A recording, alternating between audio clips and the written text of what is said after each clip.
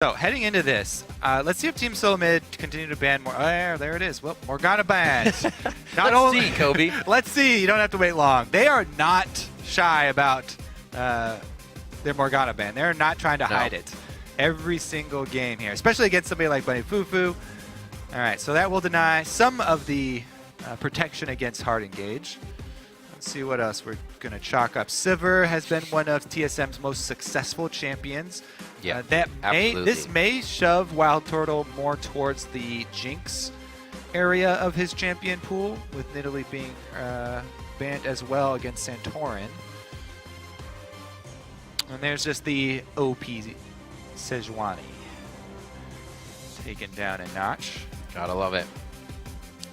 And he gets banned as well. Yeah, I think that's a reaction to the. I think that's a reaction to the Morgana ban.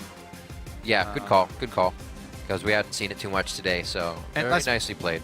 Yeah, and when Let's Play doesn't play Annie, he's pretty much just played Janna. So the Rek'Sai is first pick for Santorin. He went for his first game in Nidalee last week, but with this open and Nidalee banned, it seems according. Rek'Sai, just probably the most well-rounded jungler in the current meta. You do not have to switch over to tank junglers just because tank junglers have a new option. Yeah. Rek'Sai still vastly outperforms them in the early game, plus has way more mobility for the late game, provides you with way more cross-map plays that you can create. And with that, also provides a lot of even early dragon control, because you can back after a fight and then teleport back out onto the map to pick up an objective after a fight with full health. So the Thresh and Maokai are picked up. Bjergsen, pretty much everything open for him in the mid lane. Shout out to Keen there, the Urgod. Bunny Fufu gets his Thresh as well. Yeah. We don't talk about this every time, but this guy came into the professional scene as a Thresh-only main and absolutely destroyed many a team just with Thresh. So, gotta pay it respect. You deny the Morgana, but he's got the playmaking kit available to him now. Here we go. I was expecting a Nunu from Dominate, but St. Vicious, basically the mentor, the original Nunu lover here, definitely going to be very happy with the Nunu on the current patch. Less boys support Rengar. I like it. Let's see what he does. Yeah. Bolus, I like Bolus it. I like from the brush. Works great with this Lulu to speed him up. Throw the shield on. Cats love picks. But seriously, the Nunu, I like the champion here for Saint, especially because he wants to go more towards supporty style jungling. But the only thing is, locking in a Corki with a Nunu always just kind of rubs me the wrong way. I love more auto attack based you're missing 80 that carries. synergy. If you've got this great playmaking front line of Nunu, Thresh, and Maokai, just bring a little bit more late game firepower, just in case you guys go late game. But comp with the Corki is going to be a huge mid game. A great spot for a Jinx. Even you have the Thresh, right? You have your safety. Yeah. So maybe to each his own. Cop goes Corki. He is still very, very good on Corki. It's one of his high tier picks for himself in comfort. And the Mundo gets played again. Dyrus is going to be on that one. Man, I asked Dyrus specifically about Mundo. I saw him in solo queue playing some Mundo, and I asked him specifically about it. If he was going to play, and he was like, Mundo's just kind of there. He's just another tank. He's all right. So he didn't say no. He did not say no. That's what you're telling me. And with a low damage comp that he's looking at, it's going to be, you will be hard pressed to kill this Mundo in the late game. That's true. Corki doesn't tank bust. You're not getting that. If Grabby does not kill.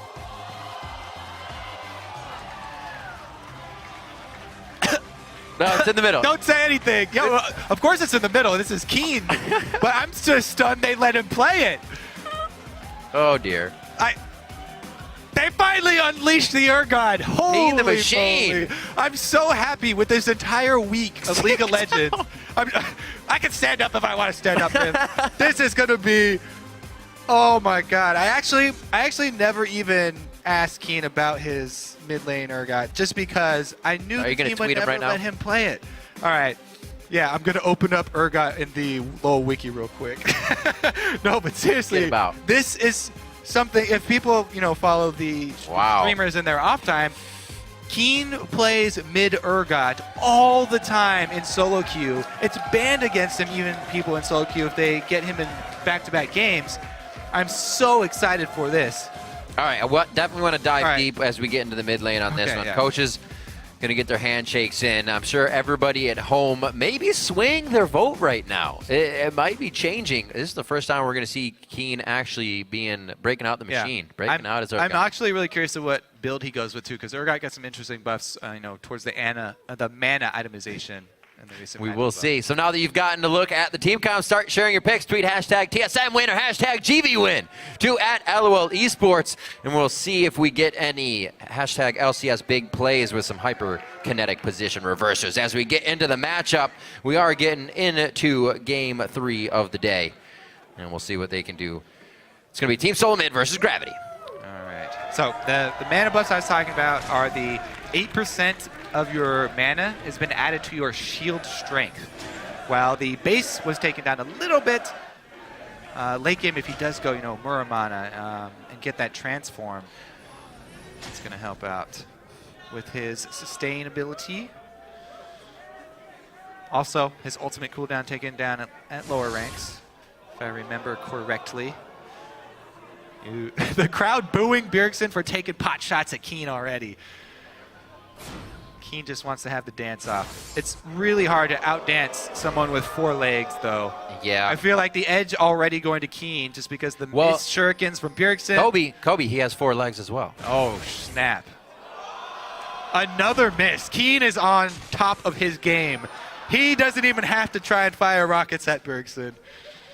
All right. Well, let's take a look at the early game here, though, because it looks like it will be standard lanes. Maokai probably will start a camp. Looks like it will be Wraith camp. Mundo can do the same. Nunu starting top side. Interesting. Nunu, by the way, especially with the new jungle item here, Cinderhulk gives you bonus HP, 25%. Nunu already gets bonus HP from chomping down on any minion in a buff camp. So the location that you get your buffs from changed on Nunu. You get your 10% HP and your size from actually the little ones or the main monster from the buff camps. And with that, with all of that HP that he gets so early now, it's super hard to push him out of the jungle. So Nunu is really free to get deep wards in the enemy jungle, even early on in the game. Now, Rek'Sai is one of the hardest champions to keep track of because she has a global teleport at level 6, but Nunu, a great champion to do that with. We'll see how well Saint can control the early vision. Should be rushing into an early Sightstone. I don't know if it'll be after the jungle item completion or even before. You can easily go either item path. But really, everything we got to talk about is coming from the mid lane here. The Urgot versus Zed matchup. It's going to be good. Not one that I've really ever seen professional play, so it's going to be a learning process all around for the viewers, and if not, players for Solo. I think the main thing to remember is a lot of people forget about the passive of Urgot. Everybody knows about, the heat-seeking missiles, and landing the acid hunters, but really the passive from Urgot is the unsung hero, because his basic attacks will actually reduce all damage that your target deals by 15%. Now, you have to keep hitting them because it only lasts like 2.5 seconds or something. But if Bjergsen goes for an all-in after being hit by that, greatly reduces Zed's all-in potential on Urgot. It doesn't match the calculation you're thinking about once you get hit. Yeah. So that kill potential, hopefully coming from the Ignite after the fact. 81% to 19. The Urgot maybe not flowing too many votes their way. Bjergsen taking the shadow. Get another E-strike in. Very nicely done. And he knows with Santorin just on the backside, he would be all right if he were to get ganked. Yeah. Well, it looks like the fan vote, is heavily in favor of TSM. That's one of the lower votes for TSM because they're always up by like 90%. So the Urgot taking him down a little bit. Get some extra fan support. And Keen already massive CS lead here. Looking to bully Bjergsen. Once he gets his shield, he can get the slow and just knocks him out of lane. Those are the heat-seeking acid hunters that we're talking about. After landing your corrosive charge, you can just run him out of lane. You can see as soon as he hit level 4 there, turn on that Terra Capacitor and run him out of lane. So we just saw Saint spending quite a bit of time down here throughout that engagement. He walked, saw the Scuttle Crab was gone, all the way back to Wolves, and then again back to River. Now Gromp has spawned. So didn't have too much else to do. Krugs was on the top of the map spawn, but it was quite a long walk to get nothing out of it, and the bottom lane is pushed. So hovering this for now. Maybe he will go back down again. He needs to relieve that pressure, but it looks like he's going to back. Cop and Bunny Fufu say they can stay safe. And Santorin doing a great job at cleaning everything up around the map. Cancels his back. He goes for a gang. He does So have. he did. He's got all 3 buffs from the camps. Huzzah! Ah! Flash for flash traded. Good flash there from Lustboy. Does not want to let Yeah. Saint even get into range. The early ganks from Nunu are pretty much just for side lanes because that's where you can really take advantage of the slow and chase people down. Yeah. The mid lane is a lot less impactful. However, if Bjergsen goes aggressive, then he can turn it around. We'll see here though. Deep ward from Quas. I actually really like the ward up by Krugs. You can see where when St. Vicious goes to grab that camp because Saint is such a hard farming jungler. Crab control by Santorin has been superb so far. Keeping both of those locked down. And he has started out with the slow, the chilling smite. Woo! So much more conventional start here from Santorin on the Rex side. Saint trying to play the vision game. Control around mid. Doesn't want to let Bjergsen get off to a strong start. Keen already keeping him down by himself, and Saint just wants to supply the vision so that Keen can continue his reign. Nicely done by Bjergsen to get out, and looks like Santorin's going to do a little tracking here. He'll keep an eye on St. Vicious. This is information for all the lanes if they do choose to go aggressive or choose to play passive, but he will be spotted out eventually by the wards. Good, safe play here by Team Solo Mid. They're getting everything they want out of just a little bit of info. Nobody with too much of a lead yet. Keen playing it safe as he charges up his tier in the mid lane. Won't expect too much from him until we really see the fights, unless he continues to just tag Bjergsen. But it seems like Bjergsen has been able to get himself out of that range now. Oh, not that time. Indeed. Doesn't pop his shield yet. He is with the early tier though, so Yeah. the classic Urgot build, and he will benefit from the changes where you get the magic, or the extra 8% from your mana added onto your shield. Also, Urgot is actually fairly decent towards late game. The Corrosive Charge does give you armor penetration, percentage armor penetration, so they won't be terribly underarmed towards the late game, but I still feel like Gravity have to make use of the mid game here. With their squad, they really need to make a 30-minute or so win happen. Right. They can do it by controlling objectives pretty easily. They do have the Nunu. They have a very good mid-game fighting team. Their mid-game will spike pretty hard. Hunts are going to try and go for early Rod, though, so they will wait a little bit for him to charge that up. And, of course, the tier stacking. Hopefully they can find those fights. TSM, we know as well, once they know the fights are going to be coming, they'll position so they don't have to fight, or they'll be able to push the lanes. It's going to be a very tough task for Gravity here. Looking at the junglers as we're about to get a dragon going. We do have the Chilling Smite on Santorin this time for Rek'Sai. St. Vicious with the Rek'Sai is top, Trailblazer. but he's got his ultimate available. I think that they're going to give it up just because they just had a base from Bjergsen. All right, well, he popped it. They might Hot go dog. for a steal. It's so difficult to steal from Nunu. All right, so it's so early in the game. Having a rough time tanking it. Bottom lane advantage as well. Good ultimate there from Santorin to scare Saint off of the dragon. He had to pull back because Keen was the one to base second there from the mid lane, and they lost all control of mid lane. So, safer play from St. Vicious. And that's actually a very big moment in the game to actually delay the objective control from Nunu. And even though, TSM not taking that dragon, delaying the first dragon being taken, quite big. Ooh. For this Take squad. axe for Keen coming out here. We'll throw down a bit of damage onto Bjergsen. He has his cutlass, but it's sustained, so he should be able to stay safe on this. 70 to 65 in that lane, keeping it clean. Cop and Wild Turtle just about the same as well. This will be over to Keen. We'll see how much pressure he can start to put on Bjergsen with his blue buff now. Bjerg, no roam for the Zed yet. Unfortunate for him. He's usually making some plays by now. But no kills altogether. It means both teams are, I would say both teams, but TSM not really knowing what to expect from this composition of Gravity. Yeah. TSM in the bot lane have consistently been pushing this up to the turret, now waiting, knowing they have the advantage, while Turtle stops putting the piercing lights through all the minions and holds it off. So far, so good. Yeah. Ever since Lesboy started going back to his Lulu roots, the duo bottom lane from TSM has looked quite good in the lane phase.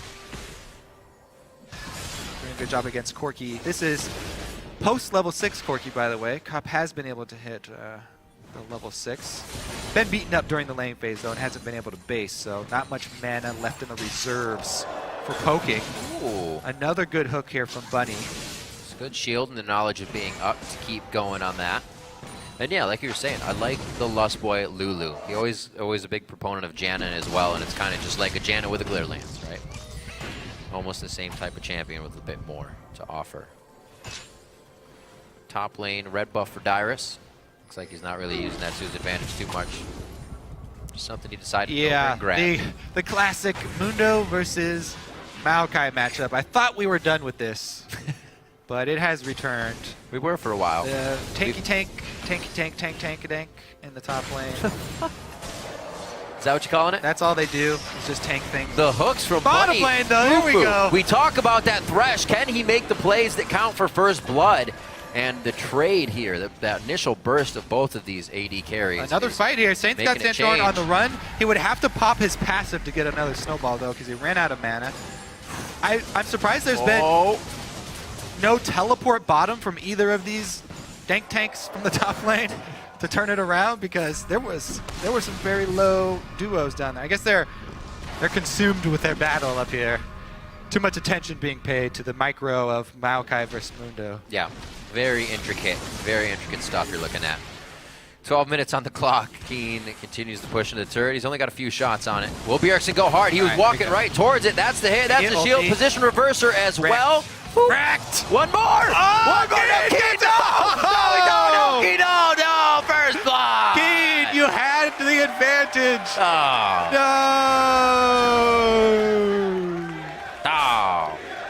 That's one of those things where you're like, I'm not gonna do this. I'm not gonna do that. Oh, I did it. It was a great instant ulti to get the extra bonus armor from his. Right. You gotta remember that. Oh, but then he just went a little bit too far. I don't know. Got to keep track of that flash, Keen.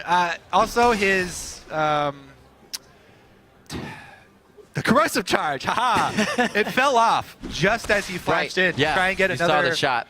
Seeking missile, but with the corrosive charge falling off, missile went wide. Just so sad. It's like seeing I know. Shock blast. Not then again, though, Bjergsen with another outplay. You always have to give credit to Bjergsen, especially on Zed. We saw it at IM as well. Time and time again. Previous week of LCS. This guy. Here we go. All right, so immediate ultimate there.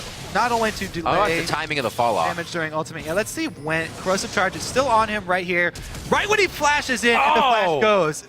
Corrosive charge. Boop. Maybe he even flashed out of range, because it looked like it stayed on a little bit longer. But regardless, the flash from Bjergsen got him way out of range, and that was just an ill-fated move from Keen from the get-go. Not keeping track of the old flash there. So we'll see how that. Very deep. See how that changes things. It'll just slow him down a little bit. Right. I feel like it's not gigantic. The Manamune still finished on one side. We have the Blade of the Ruin King on the other, but a Santorin in the pocket of the Bjergsen. That is an item that Keen does not have. Teleport stopped very nicely by Hanser, but that's also a teleport gained here from TSM. Everybody's sad. God is fallen in the mid lane. What a play, though. Yeah. Strong back and forth. Whoa, the burst from Cobb. There's the ultimate from Lustboy. The wild growth is what you're just not expecting. Oh, what? And the turtle flashes in. Oh, it was just, that was a high-class bait. We'll call it that. He knew?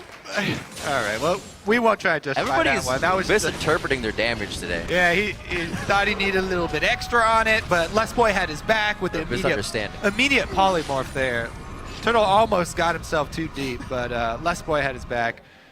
I really don't. I just want to call out once again the Bjergsen Santorin communication there.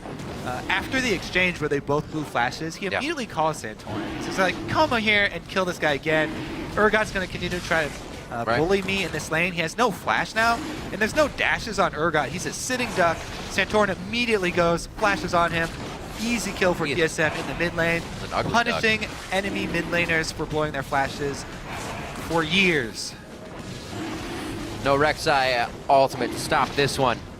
And after a bit of a hit, they do get Dragon back. This is good for Gravity. But again, that's so late for them. For a Nunu team to get their first Dragon at 15 minutes. It'll be so. It might be too long for them to try and stack up 5 now with this squad.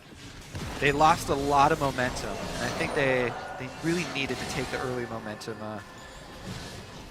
But we'll see how they can work this one out. Rek'Sai gonna be a problem, as Santorin was actually the one who got the killing blow here. So he has not only been able to get the Sightstone pretty early, but also full Giant's Belt on top of that, and ultimate ready up again. Looks like they are headed towards top to try and shove Hanser off the turret and trade top turret for bottom turret here, as Gravity have already grouped up down bottom. Dyrus is just taking Polaroids. Guys, bot's going down. Was hoping Krugs were up, but he's not going to be able to get anything off of that, and there's no Void Rush here. 3 strong for TSM in the top lane. Turtles? Same thing for Gravity in the bot. Turtle's trying to defend mid, finds out that Keen hurts. Yeah, you got to be careful there, especially AD carry walking into Keen's territory. Keen does have Ignite up. If he can grab hold of him with his really short range ultimate, then Turtle could be in for a hurtin' since he burned all of his summoners down bottom. See another reason for the Sivir ban as well there with the spell shield. So obviously take it away from Turtle, but hopefully make the Urgot more impactful. Unfortunate that Bjergsen got the better of that in the early game for Keen. Still looking to make an impact after being 0-2 now with a bit of focus from Santorin as well. So Team Solo mid with the lead now start to slow things down, but then once they start to put their foot down, they will get what they want. See Wild Turtle just hanging out in mid here, but with no support, they're not taking mid yet. They're just hanging back. And it's nothing against Bjergsen. It's just that everybody loves Urgot. So that's why everybody wants to see Urgot succeed so bad. Tough break, though. Well, if Keen beat him, he'd be the #1 mid lane in the world, right?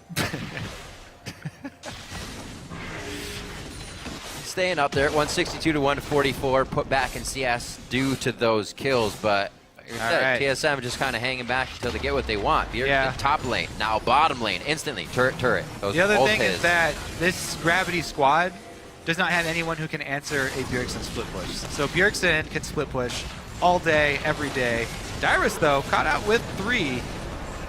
Oh, lots of slow. The final grab, and he will go down eventually. That's what you get for eating your wheat. Just Mundo things. All right, Bjergsen got the kill again. See how much he can stay alive from this one. So the Deathmark actually didn't crush Keen too hard. The follow-up of the team did, and TSM showing their strength now. It was only a matter of time before they put their foot down real quick. 5-1 on the scoreboard, and they have a 4,000 gold lead to work with here. Items abound. Wild Turtle looking to finish up the Infinity Edge quite soon. Cop is on that spike, but we haven't really seen him participate yet. He's still out in the side lanes farming up. Yeah, we'll see what Gravity can do in this composition. What is their choice once they fall behind for really anything? Yeah, gonna have to get a 5-on-4 or something like that. Yeah. Right now. Maybe in order to get that, they would have to get down some better wards. Bunny's trying his best to get those out there. St. Vicious assisting him in the Vision Wars, but TSM, just because of that split push bottom from Zed, they littered this jungle side from Gravity that's leading up to the Dragon, so a lot of vision for Bjergsen to pull off this split push. And nobody can 1v1 him since he's got complete vision. He shouldn't have any problem with people collapsing on him either. Yep. And TSM can pull pressure in all 3 lanes. Dyrus heading right back up top. And the 1-3-1 commences. Plus, They have Rek'Sai as their jungler, which is always a huge asset in any late game 1-3-1. An extra teleport from your jungler to be able to turn around any sort of collapse. And Oh, the ward's all timed out, though, actually. The deep ward's timed out, at least, for TSM. We were talking about wards for Gravity and how with the Nunu they might be able to push some forward, but that double sight stone is really just being relied on as wards for their jungle since they're being pushed in so hard here. Yeah, they have no pressure for lanes, so it's you cannot get deep wards when you have no pressure in lanes. Gravity should be concentrating their efforts on defensive warding inside their own jungles, both sides. But apparently there was a sale on Glacial Shrouds that Gravity went after. They now have 3 for 1. 3 of those in their inventory, so lots of armor here to start dealing with Wild Turtle and Bjergsen.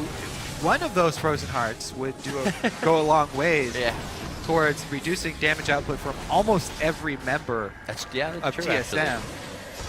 Plus the Nunu attack speed. So let's see how it works out inside the jungle. Quite a good choke point there for St. Vicious' Nunu, where he gets popped up immediately. Lustboy and Santorin quite low. Gravity's getting the fight they want. Wild Turtle right into the middle of the fight once again. He gets popped. Dyrus is just... he's big, though. Dyrus is big, but it's going to be too many members of Gravity now to focus the fight. We wondered what would happen, Kobe, and they got the 4v5 they wanted, pushing out Lustboy to end the fight. That was more of a 5v5 scattered, but Gravity, going made for it Baron. what they wanted. How much do you want to bet that Saint gets one shot by a Baron spell? Oh, man. Nah, he's going to consume the crab. All right, he'll be safe. I don't know about safe.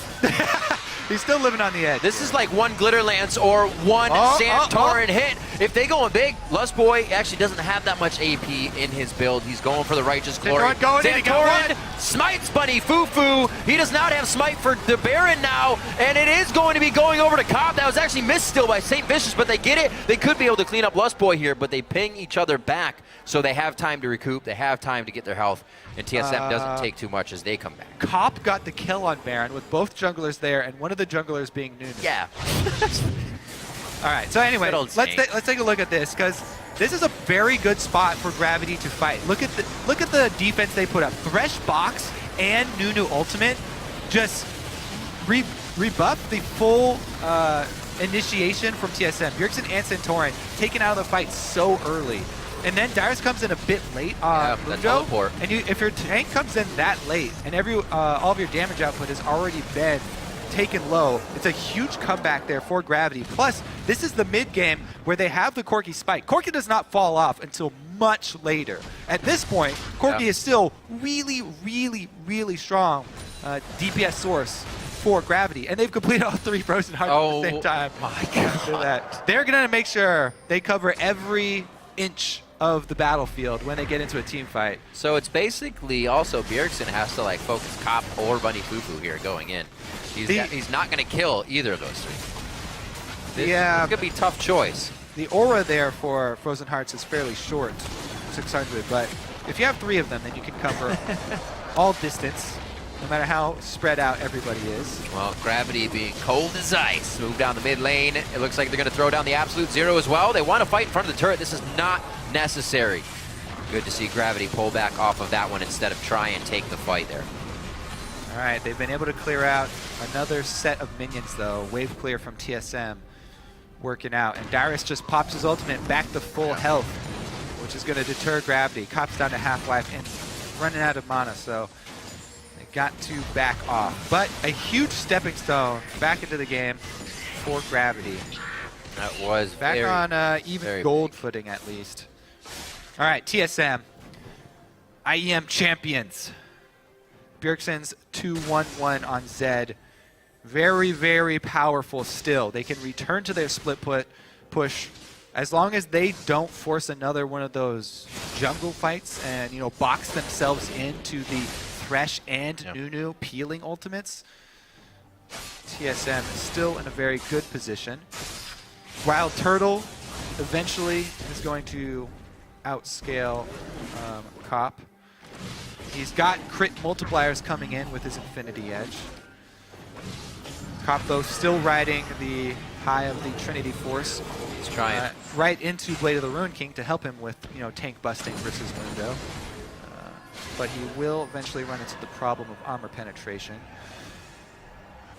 Right now, though, very, very strong. He's got Blood Boil as well on top of everything. That's one thing they're not too worried about. If they do take down TSM and they get to these turrets, those will also start to fall fast. But you got to get to those turrets. They're pretty short range before they get there. We saw the fight in jungle being the only thing Gravity was able to make happen. So you have to assume TSM is also not going to do that again. They're not a team to make the same mistake twice. Yeah, they definitely need to put redistribute their wards that we saw them have. They had really good vision coverage for a second. But as soon as it lapsed, a little bit of a missed call. Yeah, slowly splitting out to the 1-3-1 every so often. We saw it just a second ago. Now as they clean up the camps, looks like they may try again. Yes. Dyrus is just hanging out, waiting for the wave to come up. The other thing is, you know, TSM, they can continue to go to that strategy because the pick for punishing 1-3-1 really just comes, you know, if you let Maokai get too close, or it comes from, you know, thresh hooks out of the Fog of War. Yep. There's not a huge scare of that being punished. So let's see if TSM are able to regain control of side lanes. At this point, the front line super tanky here for Gravity. Very difficult for TSM to get back there to the Blood Boil AD carry. So let's see if Gravity can control the neutral zones. Hanser trying to back in the bottom lane. Dyrus actually stopping him a few times, getting the push on. So there's the pressure. Both teleports are up for those laners. Dyrus makes sure to back off from Hanser because it can be stopped from that twisted advance or arcane smash. And TSM rotating accordingly here, assessing what Gravity is trying to do as they get the lanes pushed, which is good as well because Gravity has not been letting the 1-3-1 put them into their own turrets. Yeah, Gravity are really hoping that TSM try to go all in because their counter engage is magnificent. Keen with the poke though. This Urgot poke under turret, if he lands one Acid Hunter, it forces Turtle to completely give all ground around the turret and awards Gravity with another objective. Yeah, that's very timely Muramana for him as well. So it's going to be added. I mean, this is the super hard mid-game spike that we said Gravity would have to make use of. They've got the 2-item Corki spike, the 2-item Urgot, yeah, and the ridiculously beefy front line with not quite enough crit multipliers yet on Turtle. well, hopefully they can work within this window. Looks like he's rushing into Last Whisper right after this so that he can try and take down these Frozen Heart builders. It's like Gravity has to know that they are warded out here with the positional movement of Team Solo Mid. They're still trying to grab the fight. Held in the top lane, Hanser and Bjergsen going back and forth on some wave clearing as well. It looks like TSM gives up, or rather Gravity gives up, but TSM knows it, so they go back to fanning out. But within this last little back and forth, Gravity has gotten some great wards so deep within the jungle of Team Solo. Yeah, and they're going to return to controlling the dragon. You know, that's why I was a little bit deterred when they had their first dragon delayed till 15 minutes, but they are still stacking them.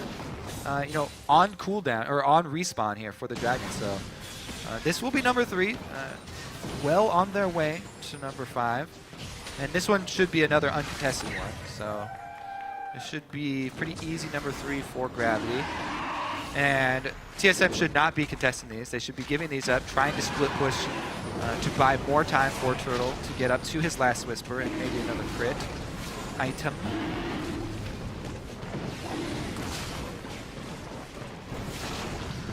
Number 3 over 7-6 now, 28 minutes in. Team Solo Mid, as they hover around Baron, it looks like they were trying to get somewhat of an engage. Yeah. Seeing the dragon go down maybe alerted them that the cavalry was just off on the wing for Gravity, so not much can be done. Yeah, once again, Gravity going to try and use the neutral objectives to bait TSM in. They would love for TSM to pull an engage once again. This team is all about the counter engage. I don't know how much they're going to get on this one. Dyrus is backing before teleporting. Actually, he stopped back now. He instantly teleports, realizing there wasn't enough time. Active. Instant hit on that. That's coming from behind, though. In. Can St. Vicious get in the fight? Bjergsen is trying to get into the fight, only getting 1 Q off. That means the W is down as well. Deathmark won't follow up with a lot of damage. He's waiting for the cooldowns. Gravity's pushing off TSM now. St. Vicious has Lustboy. He can't offer peel for the rest of the team. Nobody's even worried about Bjergsen yet. Will he be able to change the fight now? Coming in, that kill goes to Wild Turtle, but it's a 1-for-1 with Saint going down. And now they focus the fight. TSM's very low to take this one on. Haunts are not in range for the twisted advance, and they finally peel each other off. Back out of the fight. Great ult there from Keen. As soon as Bjergsen tries to go for a death mark, Keen always immediately ults him with Urgot so that there's no follow-up damage on the death mark, saves Cop, and they almost grab another kill for it. But wow, what a play. You can see that TSM definitely learned their lesson. They are not diving into this squad anymore. No. They're not trying to run through the Nunu and Thresh to blow up the backline because Urgot is extremely difficult to blow up. So, TSM handling this Gravity squad with care. They're trying to keep their distance, keep them surrounded, but avoid the full hard engage. There's Righteous Glory active, and Bunny Fufu with the immaculate timing on his hook. They're initially able to get the engage. Lustboy also, the Glitter Lances go a long way with the slows deterring this full engage from Gravity. There are multiple times here where Hunter is almost in range.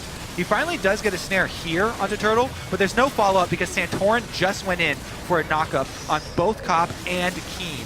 So he got a knock-up on the DPS at the exact moment Hanser got the snare onto Turtle, which is what they were looking for. And there was the immediate ult from Keen to stop Bjergsen's assassination attempt, and they get another flash out of it. So very good, cautious play. I'm surprised Bjergsen got out of that, but after the chase a few weeks ago, I guess I should be. 30 minutes on the clock, and not too much of a gold lead here coming in. Gold's practically even. Yep. Ward's now around the Baron as we're going to get another go for broke here, I believe, from both teams. Interesting. Cop has also gone with Quicksilver. So Cop rushing for the Quicksilver for the next death mark. If he does, and Keen's not in the area to try and ultimate Bjergsen, Cop now has another answer for the death mark. You can see what the consideration by Bjergsen was there, right? Going into the fight. He didn't right want back to it. anybody. There's the ultimate. This time there are no flashes. So TSM have to be extremely careful. Gotta watch out. That's Righteous Glory on top of the Speed Shrine as well. You are not going to get away from that. Dyrus can't be helped by the team. No flashes this time. They can't get out. Unfortunate. The mobility of Speed plus Righteous Glory. Too much for any kind of follow-up here from Team Solo Mid. They're going to watch this one go down, trying their damnedest now to take down that middle turret to get to the inhibitor. And they have to peel off before they can get that much damage. Yeah, they trade one secondary turret for the Baron. Huge win there for Gravity. Crush this? No. Okay, they're backing up. Now, I feel like TSM should have tried to press their split push harder when Gravity kept trying to group up. Because Gravity, they're looking to group up and force TSM to come to them so that you have to wade your way through all these tanks. And the mid-game spike Urgot and mid-game spike Corki get to take advantage of all the damage that they can drop out right now. You have to be kidding me. Bunny Fufu is also building a Frozen Heart. Wow. All right. So now it's on Cop. That's pretty... The final say of authority for 5 Frozen Hearts. Corki get that cooldown reduction, man. Absolutely. So they're moving in. Gravity, they're going to see what they can do, putting a dent on this base. Nobody looks to put any final touches on the game. A lot of damage for no gain. His ultimate's up. He's going to be able to use it out. But you don't want to range. Oh, no, of course. Lose that. Free damage is still free damage. They got an ignite on him. He gets hit and crushed by Keen and the Muramana damage.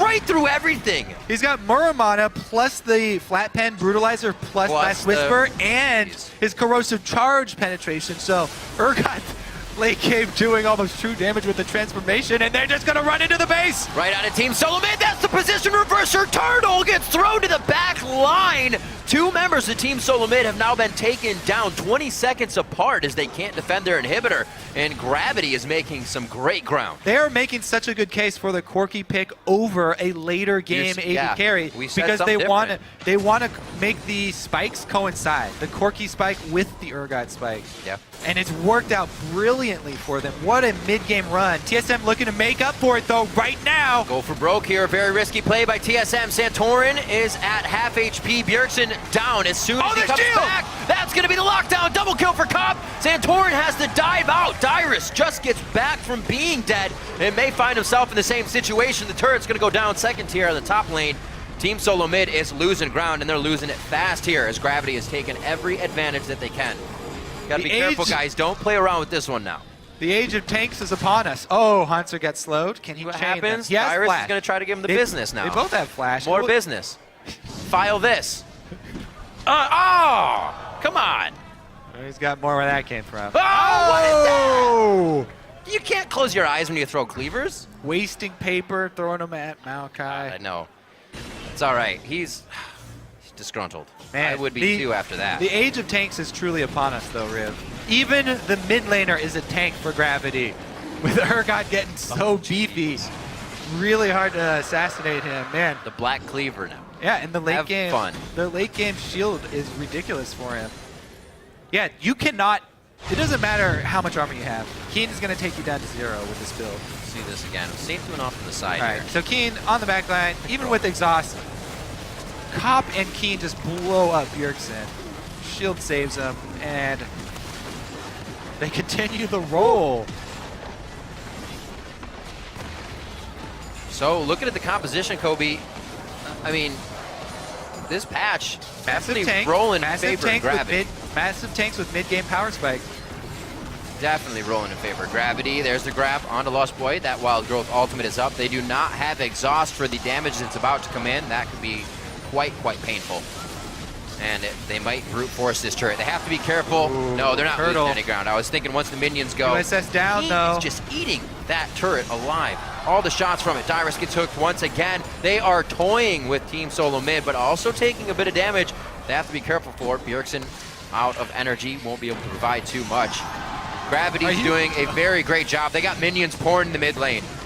Every time a hook lands, Keen takes about 3,000 HP out of Dyrus. Oh, here's the engage Santorin! They're gonna lock it down. Remember, they got the minions in the mid lane. Bunny Fufu will get hit here. That death mark's gonna lock it down. Bjergsen in the back. The rocket finds its way through the entire team. Cobb nails that one with the eagle eye. They're finishing him off. That's gonna be TSM going down to their base. These super minions were already doing the job that Gravity was about to continue, and it's gonna be the Nexus going down.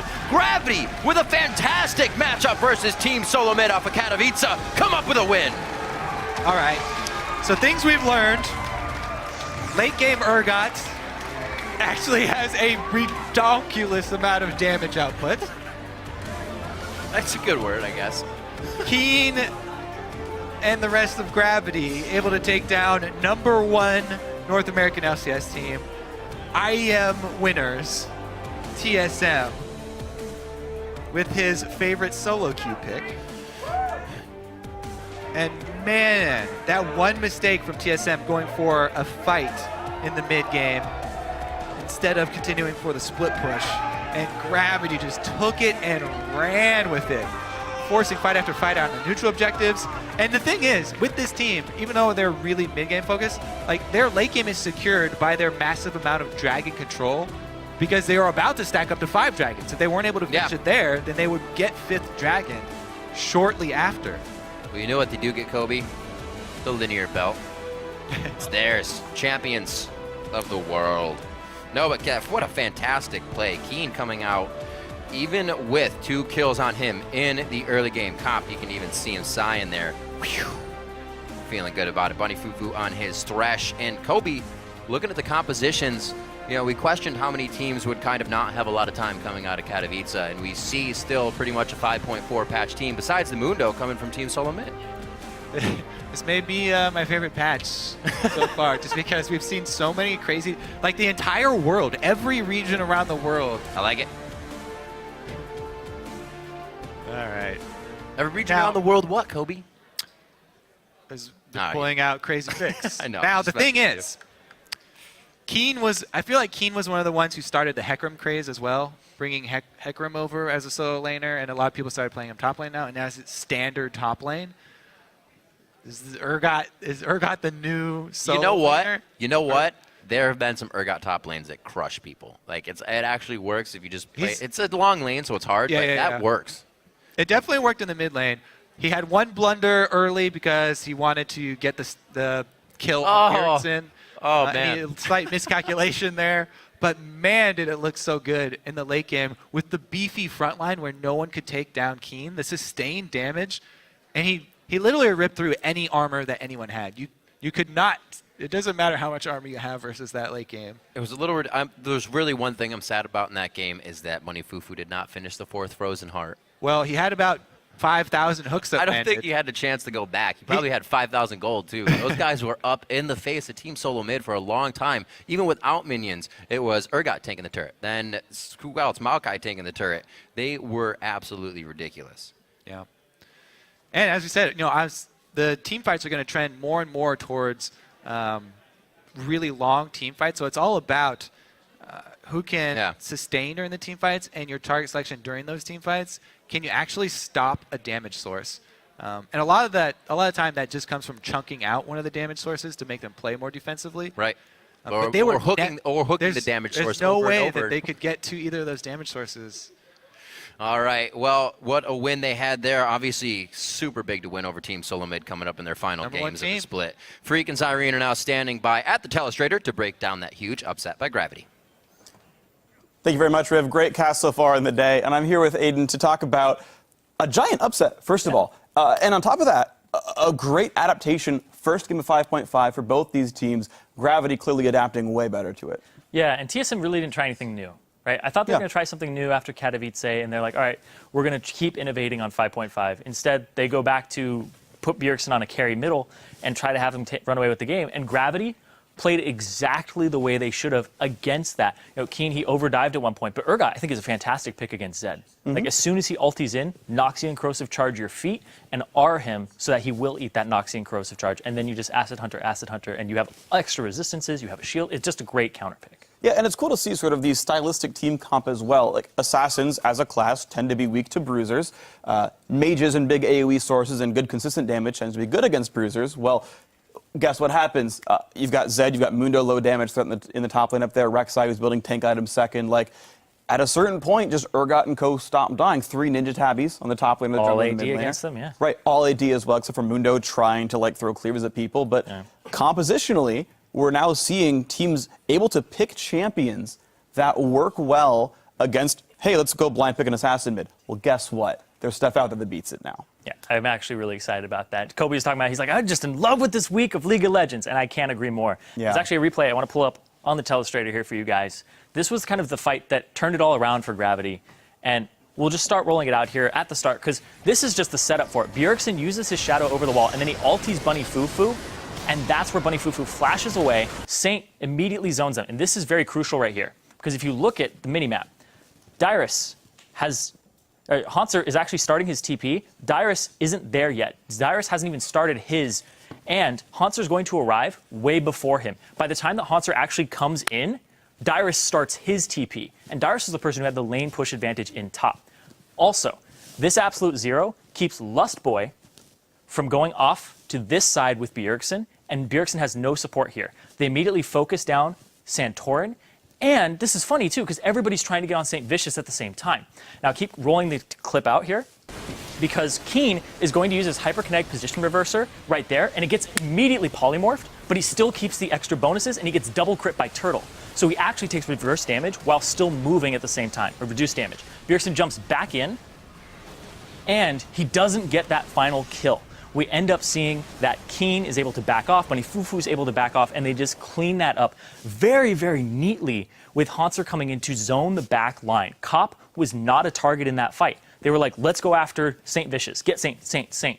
And then he gets out just by the skin of his teeth, and then they overextend to try to pick him up afterward. Meanwhile, Cop and Keen are just unloading damage. Yeah, and that's really good by them to be able to position themselves properly, be ranged, put the damage output down, ruin King second for Corki. Of course, he actually had Bilgewater Cutlass at that point, and as soon as Zed in the general jumped composition sense, he was able to slow him at the same time, though, which was great, because we saw Bjergsen jump in, Blade of the Ruin King, just like, no, Bilgewater Cutlass, and then he couldn't close that tiny distance, and it forced him to snap back. Yeah, so obviously a lot of great play by Gravity. Yeah. Gravity, the team overall, playing amazingly. You got to hand them a lot of credit for now being in sole possession of 5th place right now, heading into the last 3 games of split for them. But we're now going to hand it over to Dash for an interview. Thank you, gentlemen. Here with Saint and Bunny Fufu. You guys just defeated the IEM World Champions 1 week after they come back from that. So, Bunny Fufu, how does that feel to know that you can take a game off of someone who performs so well internationally? Just knowing that they can beat other top teams in the world and we can compete head-to-head with them, it's really nice to know that. And Saint, I mean, you're a person who's had experience internationally. How do you feel TSM performed when they went to that tournament, and do you feel that this was an accurate representation of your ability to compete worldwide as well?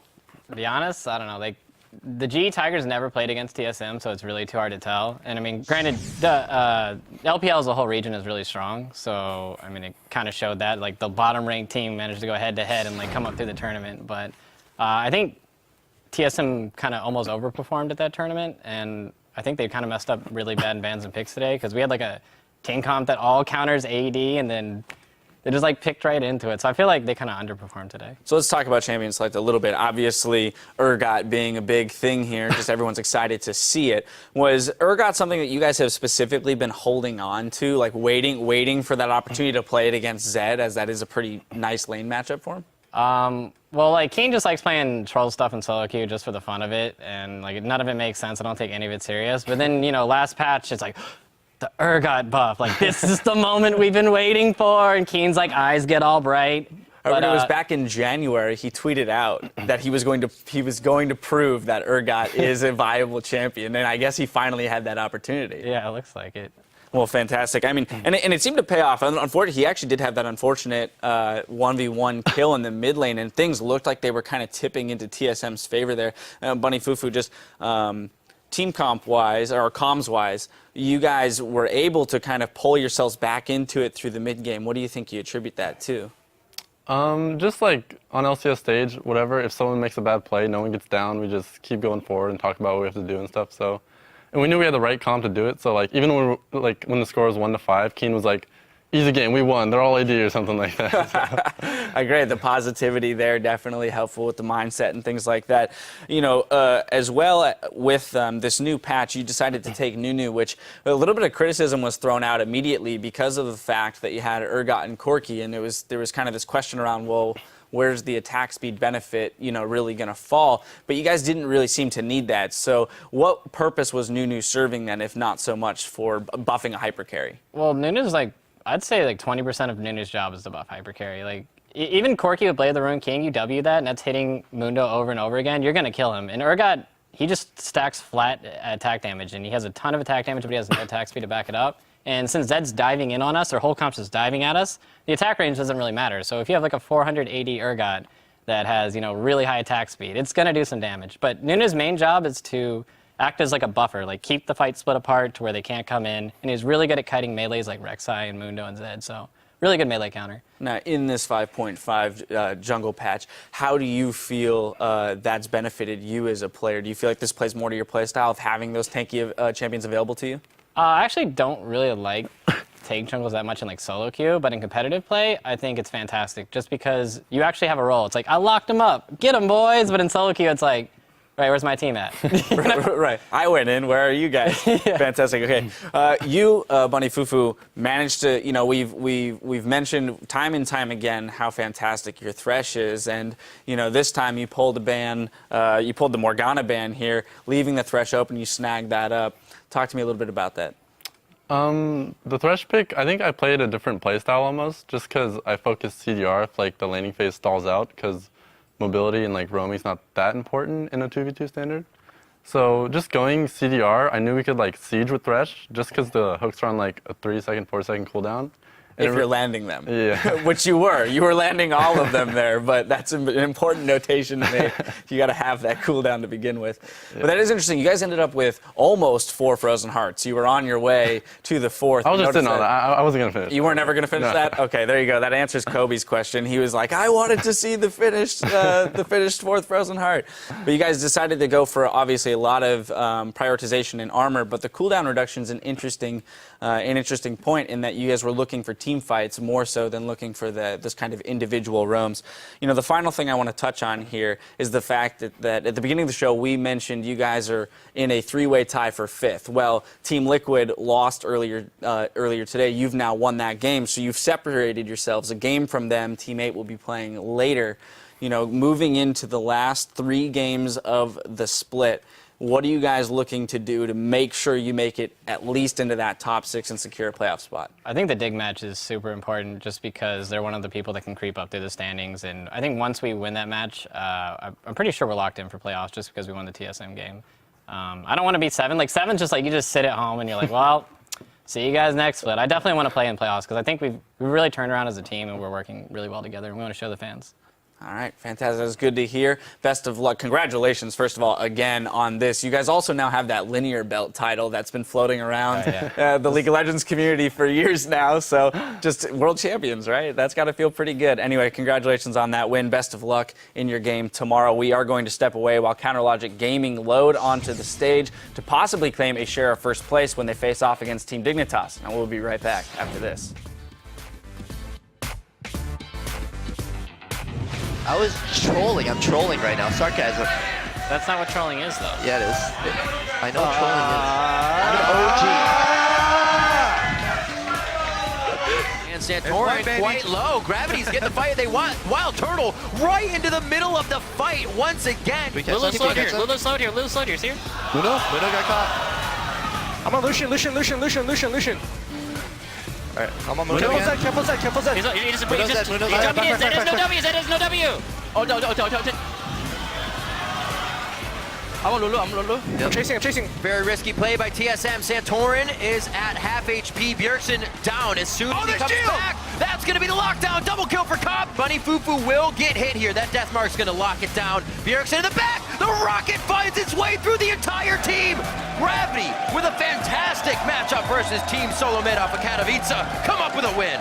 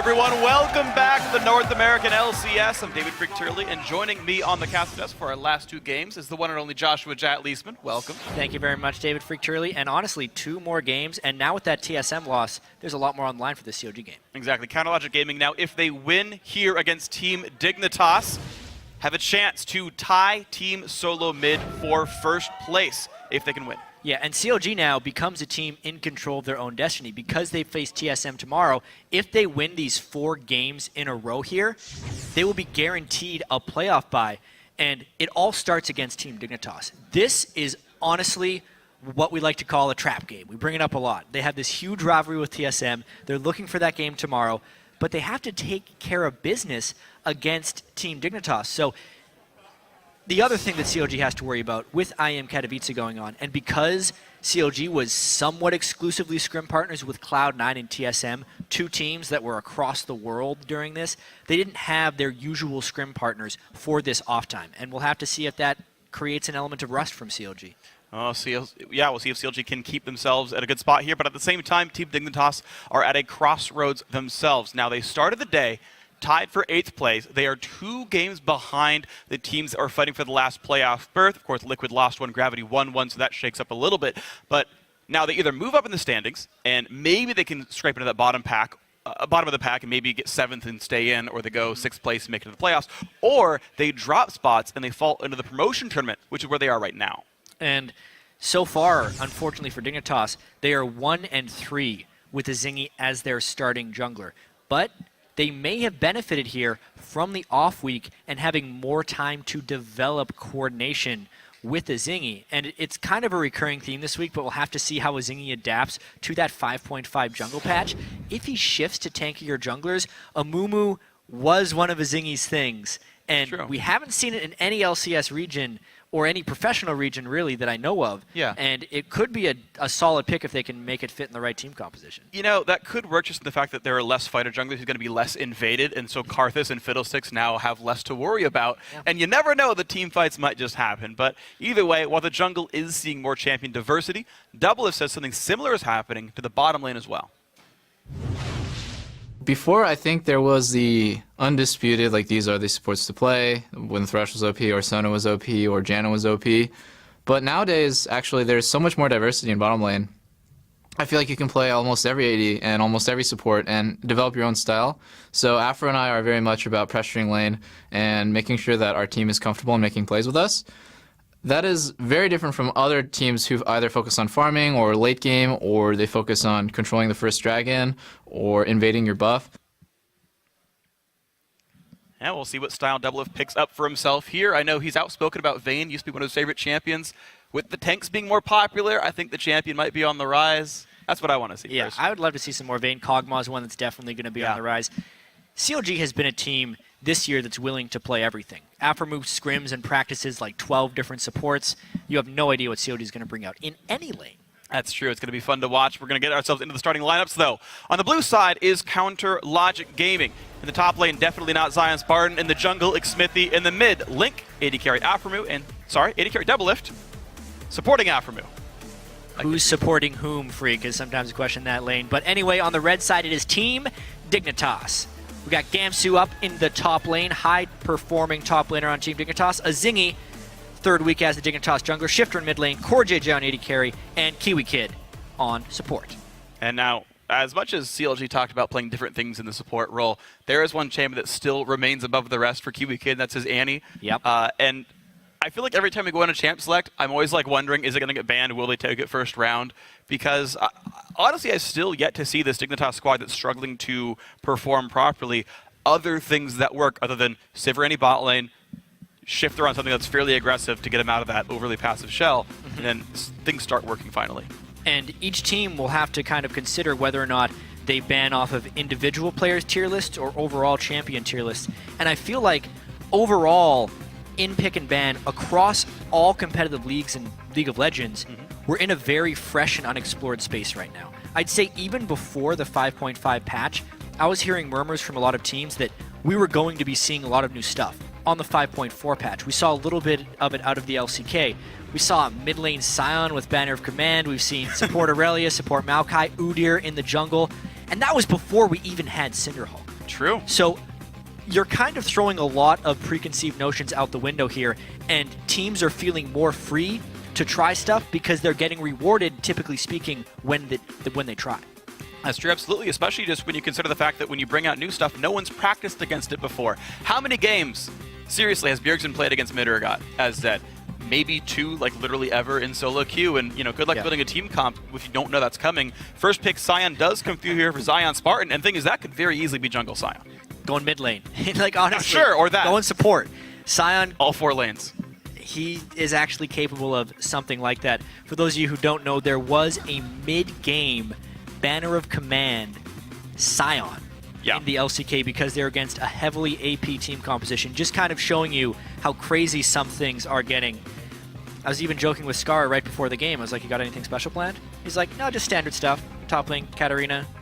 Mid lane, Sion, Banner of Command, support Nautilus. I'm like, yeah, standard stuff. Standard stuff, indeed. Well, it looks like the Dignitas have chosen to keep reading the same book from before as well. LeBlanc going to be there, I assume, for Shifter, but who knows? Could be crazy. Right now, the hover on Janna for Kiwi Kid. The, of course, Sivir Annie was banned away, so Dignitas going next things in their tier lists. Yeah, I like those picks, honestly. Sion is such a tank presence that as soon as you see it picked that early, immediately Team Dignitas needs to find ways of working around it if they're not going to try and shred right through it. So LeBlanc and Janna, very good for that mobile game to both kite Sion out and work around him to get damage on other targets. All right, we'll see then what those other damage dealers end up being, because LeBlanc one-shotting Sion ain't going to happen. So Core JJ and maybe Gamsu, what are they going to be doing for this one? Smithy so far, giving a shout-out to Udyr, just because he can. SKT Tom played that last week, but it was on the 5.4 patch. He ended up building the Juggernaut item, which is no longer in the game. Yeah, but that's okay. We're also, you should not pick that champion into Janna. That's a relative rule. That'd be pretty rough, so instead the look is going to be towards Vi. No stranger to see her in champ select, but I think she's great against Janna just because you can't knock her back until after she's done the knockup. Thrash for Afrim, he wants to be a playmaker. No big surprise there either. So Double said you can play anything. So Thresh. Yeah. All the talk of craziness and very standard fare from CLG. North America still showing some favoritism towards Vi. You can see North American LCS 19 wins there to very few losses. Whereas in the European LCS, Vi is barely ever seen, was not seen at all last week. That's true. Definitely some regional differences in the champion picks right there. Obviously, CLG going to be looking to lock down some singular targets with that pick. Yeah, and it's interesting too, because this is after some actually specific nerfs to Vi in the last couple of patches as well. The ulti cooldown, I believe, or ulti base damage, rank 1 and 2, got lowered. Dignitas, and base move speed as well. Yeah, base move speed was the other one. That's the numbers I was looking for here. Dignitas, though, going to start putting in a couple more fun things for themselves. Let's get some magic damage dealers. Why the heck not? Zach looks like it will be picked up for, I assume, a Zingy, and I'm going to guess top Hecarim for Gamsu. One jungle Zach game in the European LCS. A tank jungler some people think will make a comeback. It'll be interesting to see what type of early presence Vi can have on that guy. One special thing you get about Zach is you don't need a whole bunch of initiation on your team in order to run him, because he can always make a fight on his own. And they also get a lot of target selection freedom. Again, another person that can go over top of Sion, so to speak. All 3 of their damage dealers that Dignitas have picked so far can jump over Sion. Well, we're going to see what happens now with the rest of this, because Counterlogic Gaming have locked in their full lineup. Link will be playing Assassin. I'm sorry, that is not mid Sion. That is going to be top Sion after all. But you don't know that, freak. All right, Zion can play Ahri. We're going to have support Vi, mid Thrash, all these fun things coming on here. But now, Doublelift will get his Callista, and the final pick will be Tristana here for Core JJ. Now, there are some small buffs in 5.5. Rapid Fire comes off cooldown a bit faster, but still not the hypercarry we're used to seeing from the old Tristana. More of a mid-game champion. I'm a little bit perplexed by that Tristana pick from Core JJ. I was not exactly sure what he would have picked in that. It's just I haven't seen him on much Tristan. With the Sivir band, he didn't have much left. Didn't want to pick Corki against Sion, and they want some heavy physical damage, so it makes sense in that context. Overall, though, the team composition's somewhat standard, versatile stuff from CLG, able to play multiple ways, and Team Dignitas definitely going for the hard engage. All right, well, Dignitas going for the hard engage with a pretty safe AD carry on the back line. And worth noting, Triss, Janna definitely have plenty of siege power. Yes. One cool thing about explosive charge is that it doesn't count as an auto attack, so it gets through that fortification bonus for the first 7 minutes, and you Janna shield that, it's a whole bunch of damage coming out. So turret sieging, definitely a real threat from these guys. Handshake comes out from Skara and Rico of CLG and Dignitas respectively. As the LCS logo blurs out, we're going to get ourselves into the game in a second. So, you guys, online, get on your phones, get on your computers. We want to know who you think is going to win the game. Tweet hashtag CLG win or hashtag DIG win to @LOL Esports on Twitter. And tally up the votes once we're in game. You can show who you think is going to do better in their first game of 5.5. Absolutely. We get ourselves into this CLG versus Team Dignitas game. Freak, I'm also wondering how Team Dignitas will be. Not only do they have more time with Azingi, they have more time with their late season acquisition as a coach in Rico. I'm really wondering here. This is a hard game for Team Dignitas to win when you're looking at the schedule against a team that is right in the conversation for best team in North America. Well, you could say that about Gravity versus TSM, and they sure turned that one pretty impressively. So you always got to give a thought that maybe the underdogs can make it happen here. One upset so far on the day. We'll see if Dignitas can make it 2 here in Game 4 of Week 8. Counterlogic Gaming, early aggressive invade. I've actually seen them do this one multiple times. Trinket on front of the base gate usually, one between the 2 turrets, one in front of Raptors. And now if they want to camp in this jungle, they can. And they can take a buff, or they can just hop right back out and know what the enemy team's up to. I absolutely feel like COG is just going to play the lane swap game. Even if they could win the lanes, Sion versus Hecarim, or Kalista Thresh versus Tristana Janna, COG has just been so dominant in early game lane swap matches. True, but that it makes them want to do that. But that ward vision that just spotted out COG is not something that they would necessarily plan for. It's definitely a big unknown. Yeah. It's a very rare ward spot. Yeah. The Team Dignitas managed to place to catch CLG a little bit off guard. WFX did just see the ward die. Okay. In the top lane, so he pinged it. So CLG will at least know that they were spotted. But at the same time, looks like nothing new going to be done anyway. Jungler and support are going to be going ahead and taking down the Krugs by themselves. WFX pulls the leash. Yeah, there we go. Once they all aggro him, into the brush he goes. That's how you build the freeze, guys. Just wait till the last caster minion sees you, then just hop in the brush. You don't have to do much else than that. Just wait for all 6. Freeze is there. After he shows back to top lane, he can last hit one of those for double lift. Smithy will be safe to solo jungle, as Zion Spartan will die to the Raptor camp and get himself some bonus gold. So CLG already taking 3 camps out of the top side. Zion Spartan. Wait, no, he didn't die. He just took it. He cleared it without dying.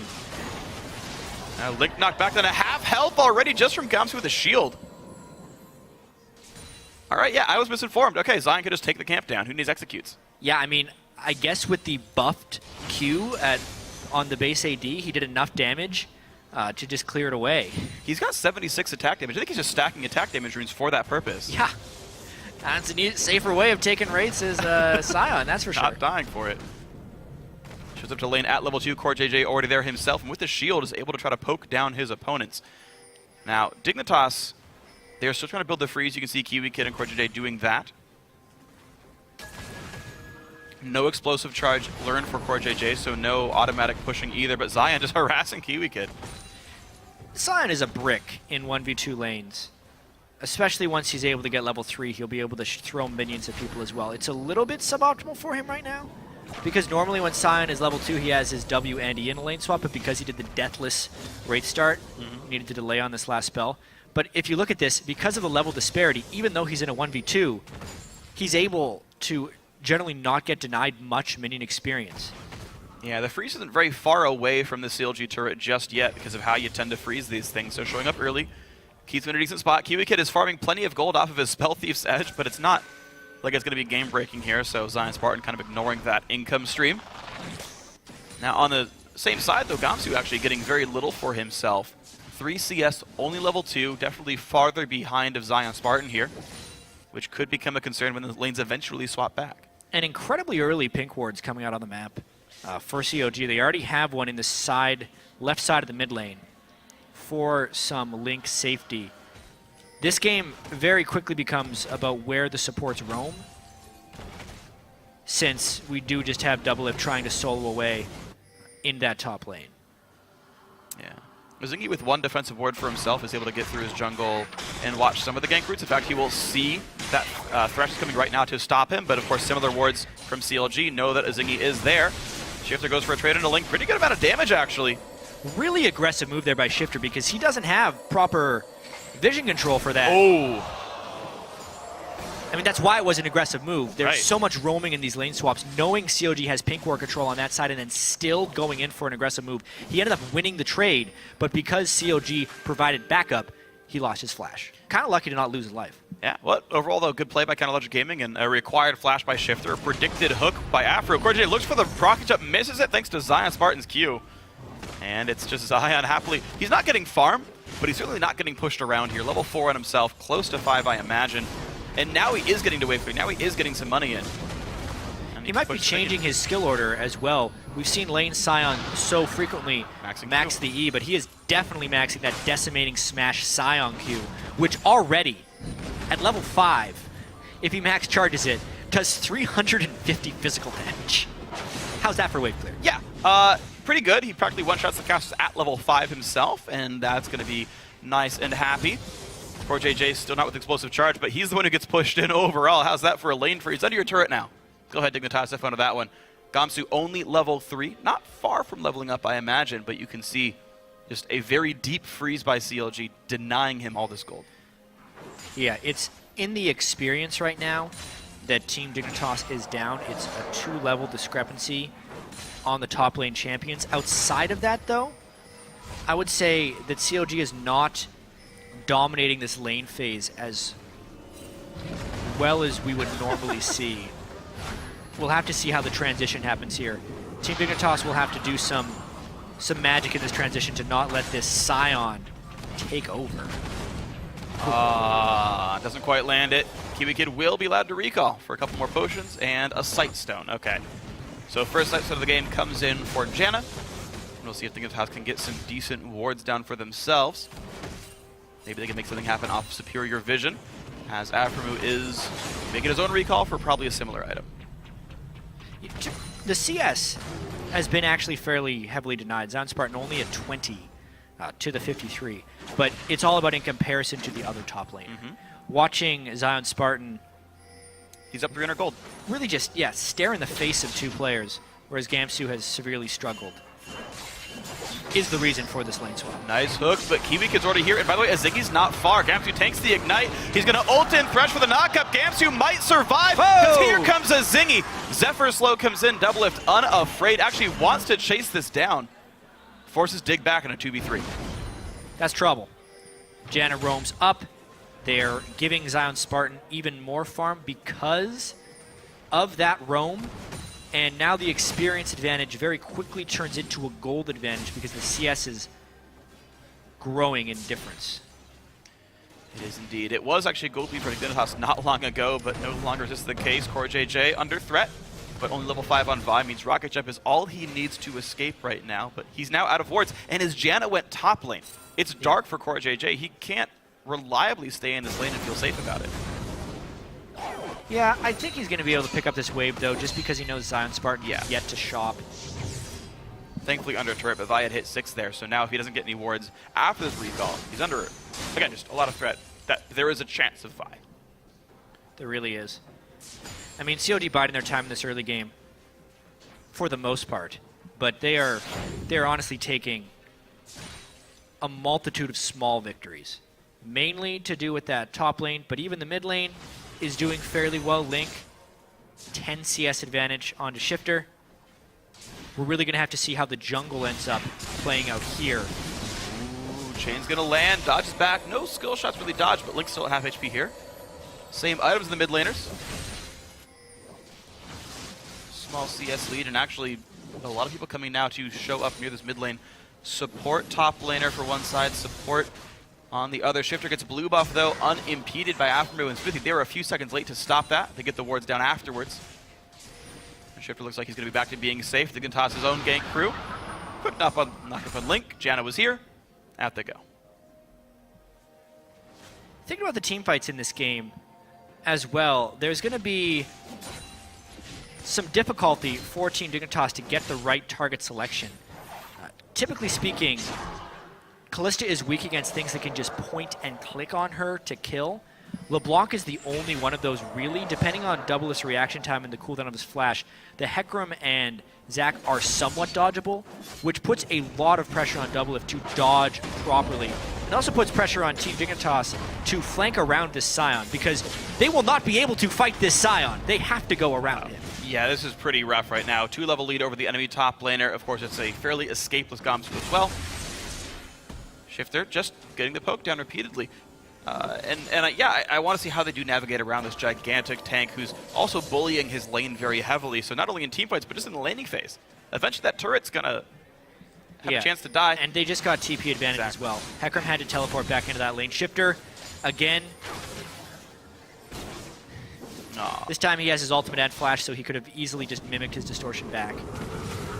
Again. I think Dignitas, though, playing for the bottom side of the map. Now they are, again, at a TP disadvantage, so Zion can show up. Gamsu cannot. Smithy's going to lose his Raptor buff. Off a cute word by Kiwi Kid. Oh, they don't stop him. He's going to get it. Darn. Well, the thing is they have to respect the Scion teleport now. It's true. They know there's a teleport disadvantage, so CLG is free to try and get vision control here and really try and put some pressure on these lanes. It almost feels like CLG's lane swapping is so good every game that they're just winning off of that sometimes. Zion Spartan absolutely crushing that top side of the map, and because of the teleport advantage, can maybe now let the CLG guys go wherever they want. There they go! Well, they choose to go mid lane, jump on in, they catch Shifter, who he dashes over the second Q. But here comes Zion, oh, the juke back! He's gonna dodge the Q! Shifter with the outplay, he's gonna get away from Zion Spartan, yes he does! The minion throw, the flash Q, first blood Zion Spartan! But that's quickly traded back. That took so long. Hecarim could run down, and now Zion's gone too deep. Oh man, he is surrounded by everyone else. What can he do for this one? His flash is down.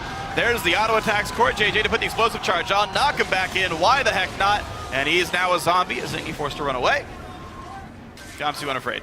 Dignitas comes out the beneficiary of that because Shifter was a god on LeBlanc there, dodging pretty much everything that he could. He doesn't get any credit. 0-1-0 on the LeBlanc now, but he is the one who created those 2 kills for Team Dignitas, and that keeps them in the game after that horrendous lane swap phase. Hold on, it might get even worse. Smithy very low on health. Zingy with the completed Cinderhulk. Ulti, of course, was already down. Could have used that to kill Smithy, maybe, but just an escaping vibe, but this gives Zingy time to get deep wards as well. He's got wards in inventory for this. So, to start this off, nothing Shifter can do about the ult into Charm, but Ennie's low. He still had his initial W up. That jump back was incredible. Big. Flash dodges the spell, and then Zion comes for him. He jukes in so many amazing ways, and then they get the kill in mid lane. Wow, that was without a Zingy's ultimate as well, so just great charm utilization, great ultis by Shifter. And Dignitas now 3-1. They are still not up in gold just yet because of the laning phase, but certainly showing they can fight back. If Zac and LeBlanc do get going, though, that could be so potent for Team Dignitas here. Jumping around and over top of Zion Spartan Scion. Zac also escaping the early game now, 1-0-2 for Zingy. Puts him in a very comfortable situation. There was no, the first ultimate from Smithy actually results in deaths for the team, when normally that Vi ultimate is like money in the bank for your first gank. True. This game just became very dangerous for Counter Logic Gaming. Yeah, turns out taking down Dignitas ain't easy. Double lift.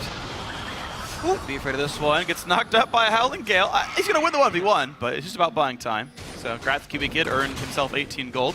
Smithy, though, on a nice play. Looks for the Dragon. Is Zingy. Check it. Oh! He doesn't have smite, but he wants to... Well played. Super well played by Smithy. Very calm, cool, and collected, finishing that one up. Zingy now, not only did he miss the Dragon, missed the brush. Poor Zac. Double Ruby Crystal, still no boots, surprises me slightly. But either way, CoreJJ, still some free time to push the bot lane down. Double lift. Delayed recall because of Kiwi Kid gives CoreJJ the time to hit this turret. He's even got backup if someone does show. Yeah, they're going to try and go for this. This is went a little bit early. Really over-aggressive by CoreJJ. They should have waited for Zingy. CoreJJ definitely gave that one away. I feel like Double from Nafamu would have exposed themselves. Bit of a missed opportunity there for sure. Well, all that said and done, though, now equal to gold. Finally, Dignitas clawing their way back into this game. They're down a Dragon, but that's not worth too terribly much just yet. And we go back to the holding phase of the lanes. Now, we've seen much worse top lanes than this for Zion Spartan getting ahead of a duo lane. When CLG played Gravity, it was like 200 to 70, practically. And Zion Spartan was on Hecarim at the time. Yeah. This one, because of the early home guard boots by Gamsu, but more importantly because of the kill and assist he was able to pick up in that mid lane. Make it somewhat close. The turret going down now, though, is CLG kind of cashing in on the big advantage they had earlier. All right, so a 40 minion lead for the top lane, of course, still a sizable lead. We'll see how the lane dynamics play out later on in this game. Shifter still trying to push around Link, but these guys trading basically equal. Yeah. Well, when Team Dignitas had the mini resurgence around week 4 and 5, it was on the back of Shifter's Kassadin.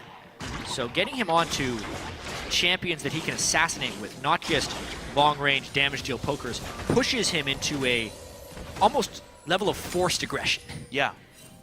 Shifter has an issue sometimes with getting too passive, but when he's on a champion that has that ability to go in and out, it really plays to his strengths. And you can see it here. He's doing well against one of the best mid laners in the North American LCS with Link. So far, maybe so good for Dignitas. Got to look control, because why not? And instead, we should look for maybe what else could be going on the map. What are the wards looking like? What else can these players go for? No deep vision at all for Counterlogic Gaming. Dignitas actually have a fair bit. The South Jungle is host to a couple of these red-colored wards here. They don't have any specific intrinsic value, but it does allow you to make plays if something good does happen. Smithy sees one of them.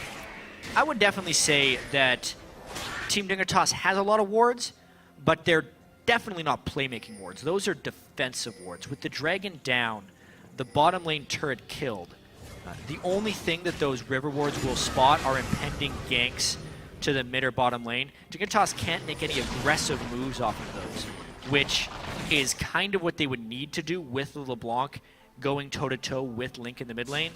This pink ward is, I guess, a bridge to trying to get mid lane pressure, but they can't even get that because the back timings were off. CLG, I think, is winning the ward game a little bit, spending, I'd say, maybe even a little bit less on wards early, but getting about the same amount of payoff for them. Well done by Counterlogic Gaming. Kind of less money wasted in a certain way of bringing it up, as Ziggy now does have his Sightstone. Weirdly, he is wearing double Ruby Crystal, which could have just been a Sightstone, but buys it now later on. Get those tank stats. Yeah, sure, I guess. Still no boots. Still no boots. Still no boots. He flies through the air real fast. He better land on someone, otherwise he's not doing much. I think slow him with Q, maybe something will happen here. He'll get, he's gonna move faster because of Janna. Easy, right? Just walk at her and you'll be fine. Maybe. We'll see. Charm will pull him in. Who knows? Overall, though, Counterlogic Gaming looking a bit more aggressive now themselves. 50 setting up camp in the bottom lane for Doublelift and Afromu. Doublelift says, you know, we're looking to play pretty aggressive in this lane. I'm sad to not see the skin coordination, though, Afromu wearing the wrong skin to pair up with this Kalista. But we have to watch teleports here if something ends up happening. I was expecting maybe a CLG dive, but nope. They're going to end up defending that turret. Team Dignitas managed to make the rotation there and prevent the vast majority of turret damage.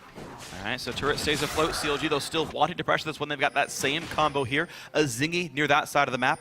Top lane just holding equal, 30 CS difference. Still only one level apart, though. Yeah, they've lost river control here, and they're getting pushed in across every dimension there. A Zingy, great ult, though. Wow, they really caught up Doublelift. He's trying to get out. He's going to die to Corey JJ. Trade on ults. Afromu there for the knockup, but guess what? Janna pulls him right back into the turret. Smithy now getting jumped on. That's going to be a second kill. Dig going 2 for 0 so far. Corey JJ shows back up 3 for 0 as Afro falls down. Dignitas looking great. Yeah, CLG was trying to push in from every avenue.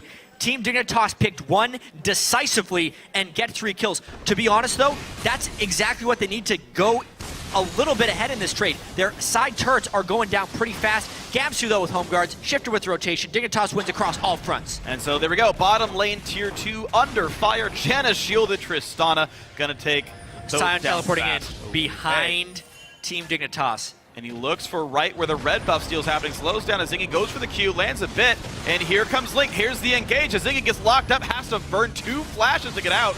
Charm means a little bit. He's gonna pop the passive, but Shifter's here on the backside. Zion flashes in. Link is low. Shifter tries to get the kill, but a Lantern. No, it's gonna be the kill anyway. Zion Spartan comes back as Zingy does fall, but Zion's got literally nowhere to go, so Afro shows up. In comes everyone else. Smithy gets a kill into Core JJ. CLG still wants to battle. Gamsu forced to gallop out of this one. Advantage CLG of all things. Even the Dragon wanted back in the pit for that fight. Everybody decided to just go, what a hook! Oh my god, the play, the Q, Doublelift gets the kill. CLG back on the board, 5-7. Yeah, well, Dignitas threw a nice punch. CLG got right back up and threw an even better one. It didn't look pretty for Zion Spartan when he was ulting in, but because of the respawn timers and because the fight was extended so long, CLG was able to come out of that one just a little bit ahead. But that is a lot more chaos than we were expecting. That is a lot more chaos, absolutely. But here's the fight again. Yeah, so this is the second part of the fight when CLG was trying to come back here. And the important thing we got to mention there is the fact that A, Link lands the charm, but B, Zion Spartan is willing to flash over that wall. And the max charge Q here is really important. Look how he pretty much kills every single Zac blob, minus the one that he has to shout for. Aftermoon doesn't have his Lantern in. Initially, he was hoping to get Zion Spartan out. He says, nah, let's go in, guys. Everyone else backs him up. Doublelift from the back of the pit, Smithy over the top. And because Team Dignitas had spent so much there on Ahri, by the time the rest of the CLG cavalry arrived, they could take him out for the team fight, win the second Dragon. Well, really nice things been. Counterlogic Gaming put themselves back within a lead, actually. They're up 2,000 gold here and 2 Dragons to nothing, so good things overall. Bot lane tier 2, of course, did not die from Core JJ's Siege. Dig going for the red buff slowed them down, but now it's a Baron attempt here. But Dig is nearby. They seem to know about this. You're seeing Gamsu. Yeah. They seem to know. There's a pink ward in the back of the pit that just got placed. Yeah. So they had to bail out, and they definitely didn't want to spend 5 hits on that pink ward. That was definitely a sneak attempt, which has its costs. They lose that mid lane turret because they were trying for the Baron. Well, nice attempt there by CLG, but Baron sneak will not happen here early on into the game. Good heads-up play by Dignitas to see that one coming. Doublelift still some time to go before his own Hurricane. Just kidding. He bought it. That time was 2 seconds. I wasn't completely wrong in this one. Link also with a lot of magic resist to his name, maybe can survive Shifter's plays. Interestingly, that's a slightly different Ahri build than we ended up seeing cropping up a lot at IM Katowice. I've seen a lot of Athene's Unholy Grail to Abyssal, just the full MR stack against another magic damage dealer, but both these guys deciding to go a little bit more team fight focused and a little bit more dangerous in the lane. More damage overall from those Morellonomicons. But we could see them assassinate each other for sure. Well, he's facing 2 healers, keep in mind. It's a Hecarim and a Zac. And even a Janna ultimate. Getting Grievous wounds down is actually a pretty substantial damage increase in a team fight. Zion missed the cannon, what a scrub. Worst Scion NA. Yeah, that's right, you know your shame. He's angry now. He's gonna clear missed half of them as well. Zion not learning his lessons at all. He's gotta respect that red buff, man. That's true. Team Dignitas definitely sticking around in this one, and Zingy finally picking up boots, getting pretty tanky on that Zac.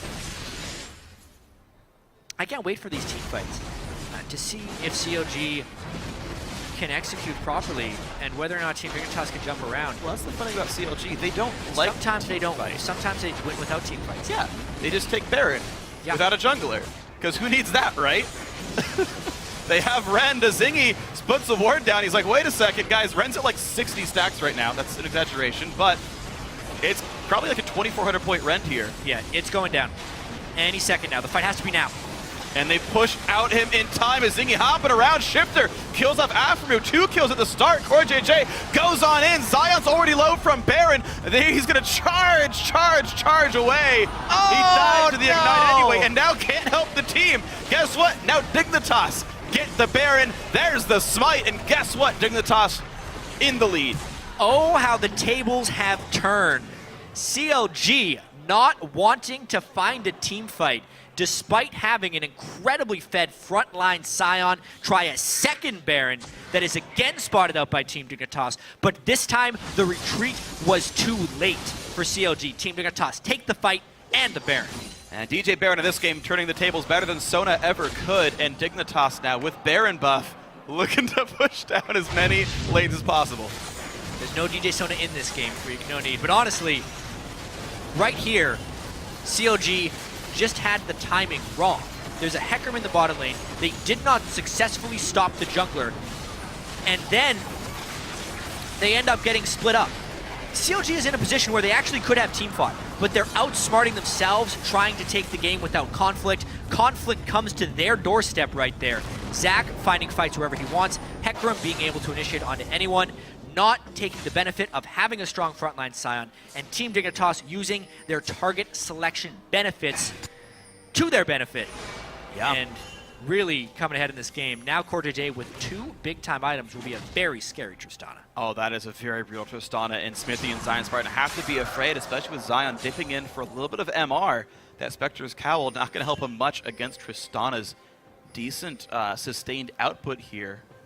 So now, CounterLogic Gaming forced to play the defensive game. How much do you want to split push against a Baroned up team, knowing those minion waves don't die very fast, and the champions themselves powered up as well? Now, Dragon will be up during this Baron buff of Dignitas. It's about a 30-second overlap here. CLG still not wanting to play too defensively, though they're down in gold and that Baron buff. The bottom is this is a dead turret. Yeah, and I mean at this point, I really wonder if CounterLogic Gaming can actually win the team fights. You have the Janna for disengage, you have all the guys that can jump around the Scion to get onto the squishy targets. CLG might be trying to win this one in the rotations, but that Janna Trist killed turrets a little bit fast. Well, we mentioned how good this combo was at taking turrets down. CoreJJ has to respect Scion. Rocket jumped over a wall. It's a pretty good way to do it. And now the Dragon's up. No Scion ultimate to stop. And that red buff goes down. Easy peasy, lemon squeezy. Dignitas now ready to continue their global objective control. Thanks to this great Baron buff they managed to get for themselves. Sion's part, I guess he could flash the wall if he wanted to. Round 2. No, definitely no. not. Definitely not. Team Dignitas taking control of this game. Wow. Well, people were always concerned, saying, you know, why not go back to Cloud Win? They had a 3-3 record with him. That's not too bad. That's pretty all right. But Azingi showing that this extra time to prepare, Dignitas looking pretty good overall as a unit. They came into this game sitting at 8th place, not a spot they really wanted to be. They are in that playoff run. Yeah, and to look back at this game, Team Dignitas withstood the impeccable lane swapping of CLG early. Gamsu did have that level and experience discrepancy, but the others were sticking in there, and then they needed a little bit of help, something to break their way. To be fair, Team Dignitas didn't make any extraordinary play here. CLG kept trying Baron again and again, and Team Dignitas correctly punished that move, and now it's all about them, Team Dignitas, executing and trying to close out this game, which has become very close, and with Team Dignitas in the lead. Dignitas in the lead by 2,000 gold, their first Dragon on the books finally for themselves. What else can they pick up? Of course, 5.5, the mid-tier 2 no longer has that shielding turret at all. Top lane tier 2 only has a 30-point shield, that one's pretty easy. And top lane outer, in fact, is still up for the taking. There's actually a lot of gold on the map that Dig, I would assume, could take reasonably easy, given just one good quick rotation. So, well, they're just using to play aggressive. They're just using Tristana as a turret destructor wherever they go on the map. So CoreJJ and Kiwi Kid, I think, are going to stay together as well because they do want a little bit of safety for him. They're hoping that Gamsu's teleport comes up soon as well so that they can match any type of split pushing that CLG tries to do. Well, this is the smart move for Team Dignitas to make right now. Kiwi Kid even going in for a little bit of advanced vision. That was an incredibly aggressive ward, walking through pinks without vision to get that type of deep ward, but now that they have it, Team Dignitas can take out that outer turret, I think, without much conflict. Yeah, well, a bit of conflict as these wards go down, but not a big concern. CoreJJ getting plenty of damage on this guy. That turret's going to almost drop just to the explosive charge. About 300 health left on top outer. Dignitas already moving most of their forces down. The TP up for Hecarim, and by the way, that is a naked inhibitor. He can take that down if no one stops him. People need to respond, which means pretty much on the next wave, without conflict, Team Dignitas will get that top lane turret. There we go. See ya. Easy. Janna shield helps, and CoreJJ knocks it down. 5 turrets to 3. Dignitas winning by pretty much every major metric in this game except for minion farm, but they're playing without it. Yeah. Every single member actually down in CS to their opposite member of CLG, but Dig playing much better as a team. All said and done, are getting a lead out of this. Well, to be fair, they are the only ones with team in their name. It's kind of like Team Dignitas. So, I mean, got to keep that in mind. In this game, you're saying? In this game. Okay. This is true. There were many teams in the North American North LCS. American LCS. Yeah. This one, though, will be very critical around this next Baron fight. A lot of times, when teams have mobility like they do on Team Dignitas, when they start trying to force objectives, they can lose the battle lines in the fight, because that is one thing that CLG kind of has that is better than Team Dignitas, is a front line and clear mid and back line threats. Team Dignitas has the Janna Trist that run around, kill turrets, stick at the back of the fight, and then the 3 dudes that dive people. Therefore, if Team Dignitas takes a fight in a confined area where they cannot flank around the Scion properly, they would still lose that fight, despite the 3,000 gold advantage. So Team Dignitas, if they decide to force that Baron, need to have people positioned to get around the Scion. Yes, they can kind of go over top, but depending on the corridors they choose, if Thresh is also there to help, it becomes an impossibility. Playing out of Zach is something I haven't seen outside of solo queue in a really long time, but Aphromoo got to kind of remember those tendencies and stop the engages in here. Gamsu, of course, with the ulti can bypass that, but if he's the only one in, maybe life goes okay. Zion Spartan wants to pressure bottom outer turret. That one actually still hasn't gone down yet in this game, surprisingly. CLG, though, seems to be the team that wants to play aggressively. Mid lane, getting attacked with no recourse just yet. Shifter does not threaten them. Mid lane tier 2 goes down. CLG earning mid turret off of good play. Just trying to rotate Team Dignitas right now.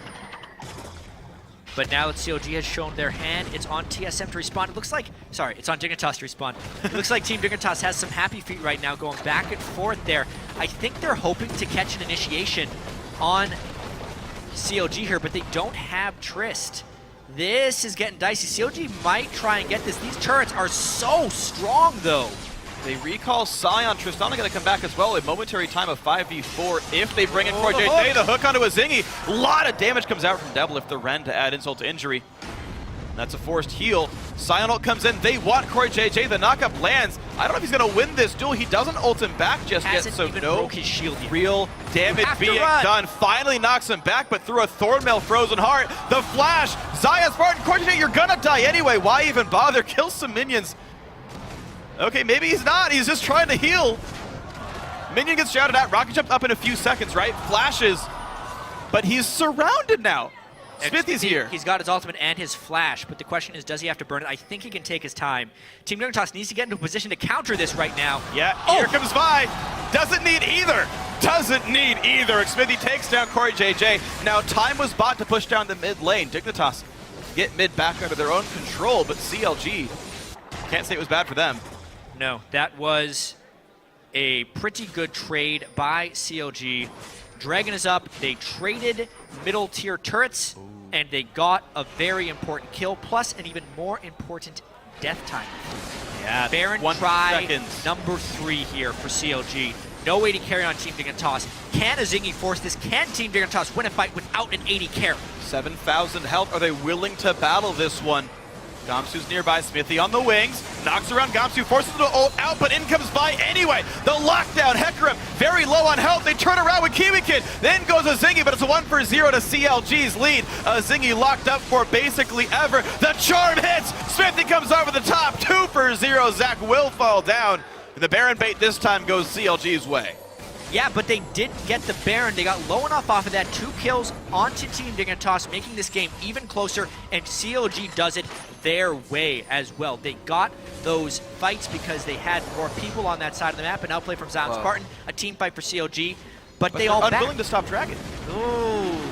I know a couple were injured, but you gotta feel like CLG has the chance. But do they get Baron? Do they trade Baron for this? This is a game of trading for CLG. They are so set on not meeting Team Dignitas straight up in a 5v5, but instead trying to out-rotate them. Dragons are 2-2. They don't have many people here. There's wards here, and Gamsu's alive with teleport right now. They know how low it is. How many spears does Kalista have 30. in that Baron right 20, now? sorry. 20 right now. That's a lot of execute damage. Let's see if they go for it.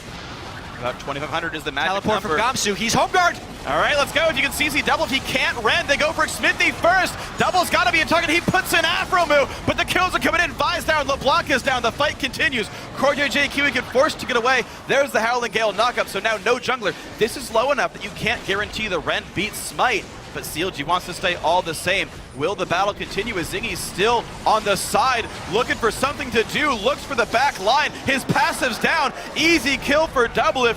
Back on the Baron one more time. CoreJJ once again retreats, and this will be Counter Logic Gaming's Baron. If at first you don't succeed, try again. And CLG just kept going back to that Baron play, something that had been so disastrous earlier on that got rid of CLG's lead, is ultimately something that reacquires that lead. Doublelift actually giving some farm to Smithy, if you can believe it. Well, he's going for the double lifesteal build. You're pretty much done except for QSS at this point. So saying, you know what, I've hit my power spike. I'm 4-item Callista. I can break down tanks and lifesteal them to the end of days. So okay, Smithy. Let's see, going towards the Randuins. Yeah, he gets a giant spell off of it. I don't even know where to look for analysis during this game because it has been so back and forth. I think mainly CLG has just tried to rely on their superior communication and map movements, as well as the incredible strength of Zion Spartan Sion. He really caught CoreJJ off guard with that Thornmail in the top lane. That's what began that series of trades. Team Dignitas never had their entire team together for a series of 3 or 4 minutes, I would have to say. Whereas CLG had control and they were forcing Team Dignitas to make really quick decisions. This time, Dignitas didn't get the right ones, and they try and fight. Not a good initiation. A Zingy chain stun before he can do anything. A 1-for-0. Zion goes in but misses the unstoppable onslaught, but it's just going to buy them some time for the inhibitor to go down. It is a 5v4 with Baron after all, and CLG, they're not done. They're going to force Team Dignitas to initiate on them right now. There's no Zac, so it's just a lonely Hecarim trying to jump in there. CLG could win on the next minion wave. Well, turret number 1 goes down. Dig still unwilling to battle. The Baron up cannon minion becoming the artillery. Slow on to Shifter. No wave for a while. Now here it is right at this time. There's the engage. They find Gamsu. What a great charm! Doublelift is godlike, and turret number 2 is the attack of opportunity. Shifter, half health, forced to get away, just in case he wanted to go back in. You see a Scion slam, and that might be the game. Shifter goes in, but can't find enough to do. That's the game. CLG in 37 minutes. It was a little rough in the middle of the game, but ultimately CLG avoids the upset and sets up another showdown for first place with TSM tomorrow. That's going to be an absolutely great game. Dignitas had the game in their sights for a while. Their mid-game better than CLG's. How many teams can we say have played mid-game better than Counter Logic Game? And you can say that it was CLG being over-ambitious, and I'll agree with you to a certain extent, but getting a turret lead, getting a kill lead, Dignitas have looked so rough for so long. Yeah, and at the end of the day, CLG's playstyle is often just forcing the opponent to make more decisions than they are comfortable making in a very short time frame. So whenever a team actually makes those decisions properly, it makes it look like CLG is making a mistake, but that's because CLG is aggressing so frequently. So Team Dignitas in that mid game, we're playing it very well. And it just came down that they could not maintain that pace of decision making throughout the match, and eventually CLG overtook them.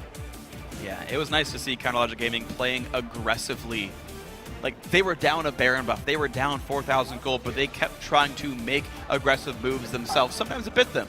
We saw Tristana take down basically 2 turrets in the bot lane, open up an inhibitor by herself. I mean, CoreJJ had a pretty darn good game. The Kiwi Kid CoreJJ Siege combo was strong.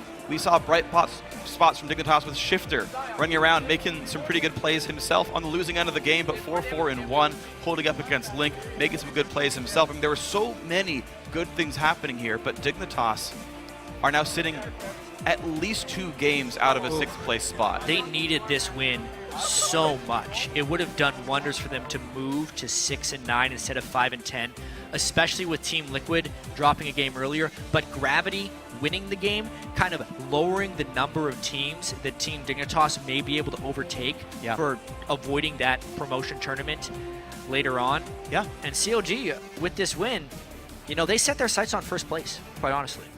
That's true. And CLG tied with that now. 3 games to go, including a fight against TSM specifically tomorrow. Of course, TSM 1-0 up against Counter Logic Gaming, but we'll see how that playoff structure ends up. First, top 2 are a bye regardless. I mean, keep in mind Team Impulse and C9 are on your heels as well, so there's still a bit of a playoff race, but that showdown's the one to be exciting for certain. And CLG having so many missteps against Dignitas maybe has to make them really think deeply about their gameplay tonight. Yeah. And hey, what can you turn around for Sunday's match? It's going to be a good question. I mean, TSM might have to turn around a little bit more. That's true. This was almost a day of double upsets from the top 2 teams. Team Solo Mid definitely did not expect the Urgot mid. I don't honestly think that CLG was really ready for the Zac either. Yeah, a lot of the fights that Team Dignitas were able to win were because of really good initiations by a Zingy, the often maligned new jungler on Team Dignitas. Near the end of the game, it looked a little bit rough because in order for him to go in on Zac, he needed Hecarim with him. Yeah. Since he was not a super tank by any stretch of the imagination, going, you know, with the Sightstone jungler. A really entertaining game overall. Definitely entertaining. A bit of encouragement to Dignitas, but they're 3 games out of 5th. 2.5 games away from Team 8 in 6th right now. We're going to see them up next. We'll see if Dignitas can make that playoff race or if they're stuck hoping for a 7th or 8th place finish just to kind of help their chance of staying in the LCS, if not playoffs themselves. But for now, we're going to check in with Riv, who's on stage with CLG's top laner. Thank you very much, gentlemen. Great cast on the day. I was supposed to be interviewing Zion Spartan, but this is definitely not Zion Spartan, apparently. But no, fantastic win on the game. I heard Doublelift just saying that you did more damage to enemies than he did in that game. Is that true? Yeah, I actually thought that was hilarious. I did more damage to champions than he did, and I was like, I'm playing Sion. That's like the type of champion where it's like, oh, he's a full tank, he does no damage. But no, I actually did more damage than him in like team fights, so that's pretty crazy to me. So coming into this game, you've kind of been switching up top laners, play on Sion now. Is this kind of along with the new patch? How is CLG feeling about that?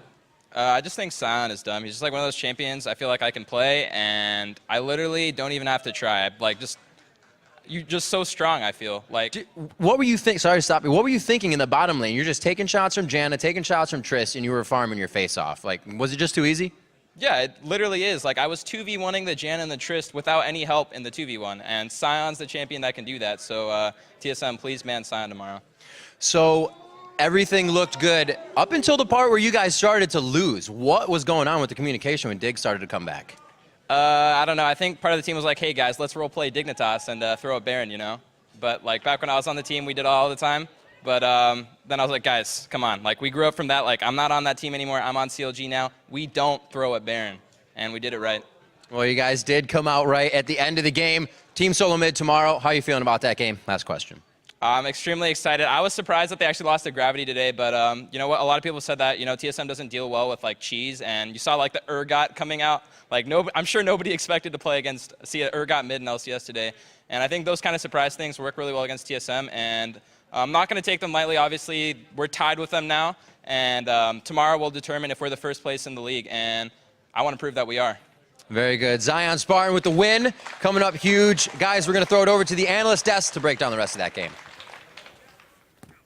Thank you, Riv, and definitely not Zion Spartan. I mean, that game, he was not wrong in that he was just this massive tank. I mean, we saw that whole charade in the top lane of Core JJ trying to escape the Sion and doing no damage in the process. Yeah, actually 0 damage with auto attacks. Yeah. And I feel, you know, like, that's one of those things where they weren't necessarily accounting for the evolution of that tank. They had been winning team fights, finding good initiates, but then there was a point at which they couldn't break through that CLG front line, and they weren't acknowledging that and changing their game plan. Yeah, and I like the way that Zion built too. Full armor, just because the AP threat is a LeBlanc, which is generally single target. You have a little bit of AoE, but LeBlanc should not be targeting a Sion. And so he got to build basically the first 3 armor items, and nobody else could take him down at all. If LeBlanc wasn't going to kill him, like nobody would, and it would take her multiple rotations of spells to actually do it. So not only did he have Sion, basically the best tank in the game, but he also had a pretty easy build path. Yeah, and also he's just going to get bonus health all the time from farming, so he actually has a way to soak up some of that damage from the burst. Like you said, extra rotations on that. And I thought he was actually going to run away with the game by himself very early on off of the lane swap. Because, like you said, he was 2v1ing, and we've seen Zion Spartan before just crush somebody top lane. It's like, oh, we lane swapped, I come back with double your CS, and now you have to deal with me. And then he's chunking people out, maxing Q first on the Sion on this patch. And then the shenanigans break out. Oh, man. Like, I thought he was just going to kill him in lane right there. Like, it's like, hit R, hit Q, he's going to be gone. He just kept shoving him out. The fights that they did win, though, on Dignitas' side, were when Zion Spartan wasn't there. Very true. I want to point out something that Jat said, which was that the normally mal-aligned jungler in Azingi and just Dignitas been struggling with that jungle role up till today, actually performed and stepped up a bit on Zach with some great engages, which is how I kind of want to get into our replay, which is 18 minutes into the game. The crazy, chaotic fight that started with a Zach jump over the wall in the bot lane. So we're going to pull that up on your screens right now. Zareen, let's go. Yeah, it starts at 18 minutes, but it ends at 21. And we're going to see here, Azingi actually sets up for this way in advance. They see that Zion Spartan is top. Now start rolling this clip out because he's going to engage. He's immediately going to use his ultimate to bounce double lift with the extended range of the knockup since we've last seen Zach. It shoves him back into the team. They end up getting a triple kill in this bottom lane and just cleaning house on the bottom lane of CLG. Gamsu has already TP'd in, and Zion Spartan says he's just going to go and stay top. He even has his TP up, but he's not going to join this fight. Then they clean up the 3. They see Gamsu back. They just continue to push this bottom wave out. And then Zion Spartan says, oh, Gamsu's back. I have TP advantage. Let's take this next fight. And he TPs behind them. And then all havoc just breaks out here. He actually thinks he's going to back, and he's like, no, there's an opportunity here. Yeah, they've waited out the full death timers of all 3 people that died in the bottom lane, but they're not going to let them get away with this one. And this is where we see the hopscotch over the dragon wall. Link goes in, so Zion decides, you know what, I'm super fed.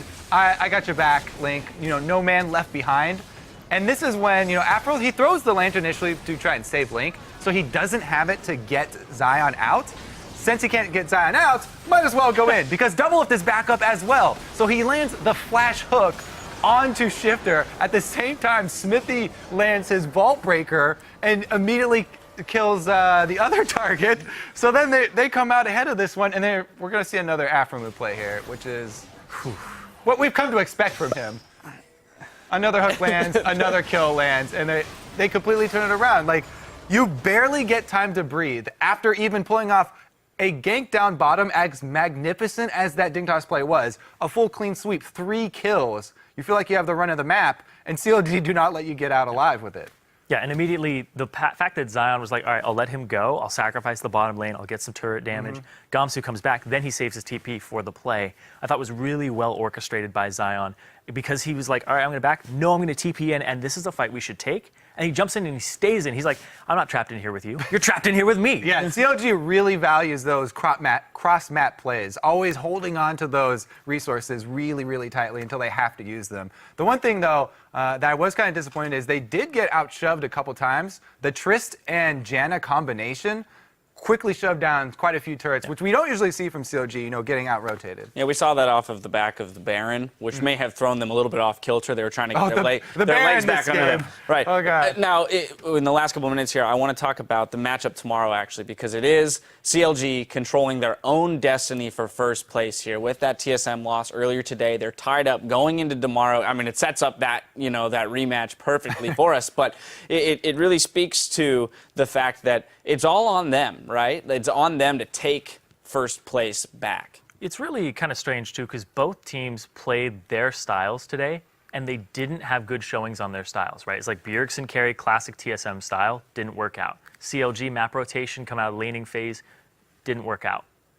And so right now, it's really like more up in the air than it was last time that these two teams met. Yeah, and I really do feel like it does have to do with, you know, TSM being overseas, concentrating so heavily on international competition, as we've said so many times, and then coming back they're facing a week where they just came back from Katowice and they have a CLG matchup, which always takes up a lot of their attention. So there is a high likelihood that they overlook the first day.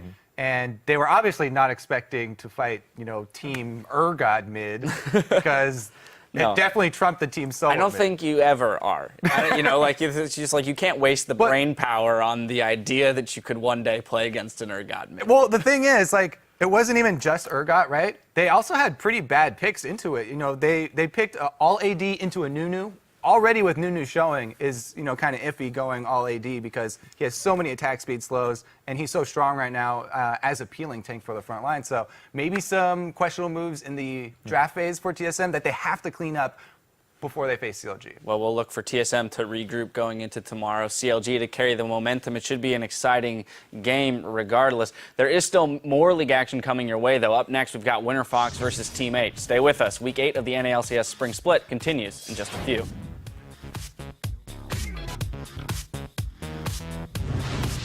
Okay, so what do we need, boys? We need communication, we need attention, we need focus, we need vision, and easy win. Here comes Zion on the juke back. He's going to dodge the Q. Shoot through the outplay. He's going to get away from Zion's Spartan. Yes, he does. The minion throw. Here, come back, come here. Back to the paint, Yes, you guys ready? Yes, it is. Go on the buff. LeBlanc. I'm going. LeBlanc, no legend. No legend. 3 seconds, 2 seconds. 1. Oh, Baron. Baron. You can't? I can take. Nice. Yes. Baron. Go by. Yeah. No throw. Let's go! All right, let's go. As you can see, double. He can't rend. They go for Smithy first. Double's got to be a target. He puts an Afro move. That's the game. CLG in 37 minutes.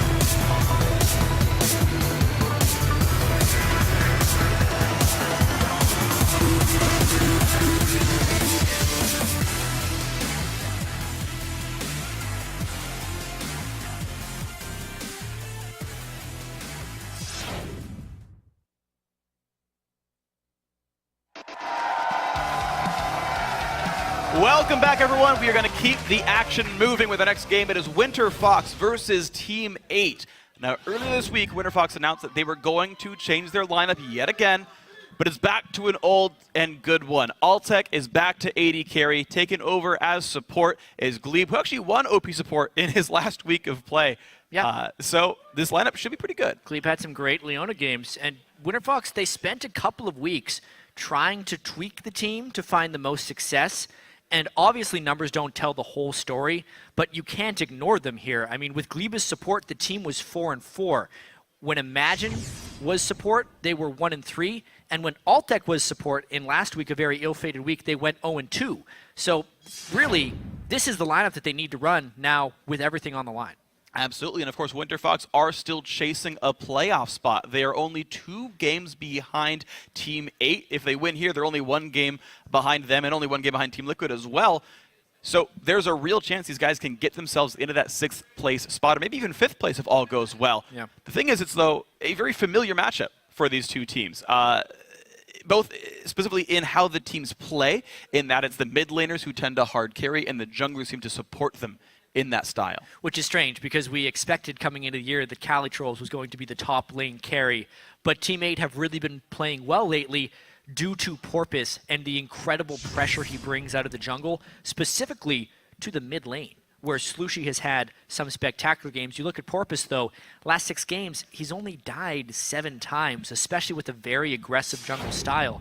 It just shows how much success he's been finding in fights. Yeah, I think overall this team is looking pretty decent. And actually, Team 8, they are confident. In fact, they're more than confident. According to Porpoise, they're not looking just to win this game. They want to send a message to the rest of the league with this match.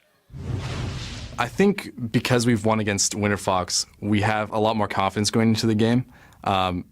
We I guess, assume that we'll win the game because we assume that we're the better team. But that doesn't mean we're going to relax at all. We want to crush them instead of just taking a free win, essentially. We want to assert our dominance in any way we can and play just our best game possible, no matter what team it is. Wow. Free win, crush, dominate. This is... You give them a couple of wins. You give them an MVP or at least an OP spot, and suddenly Porpoise is like, we're better than so many of these teams now. Well, 7-7. They're better than half of the teams at the moment. Complete 500 record in the LCS.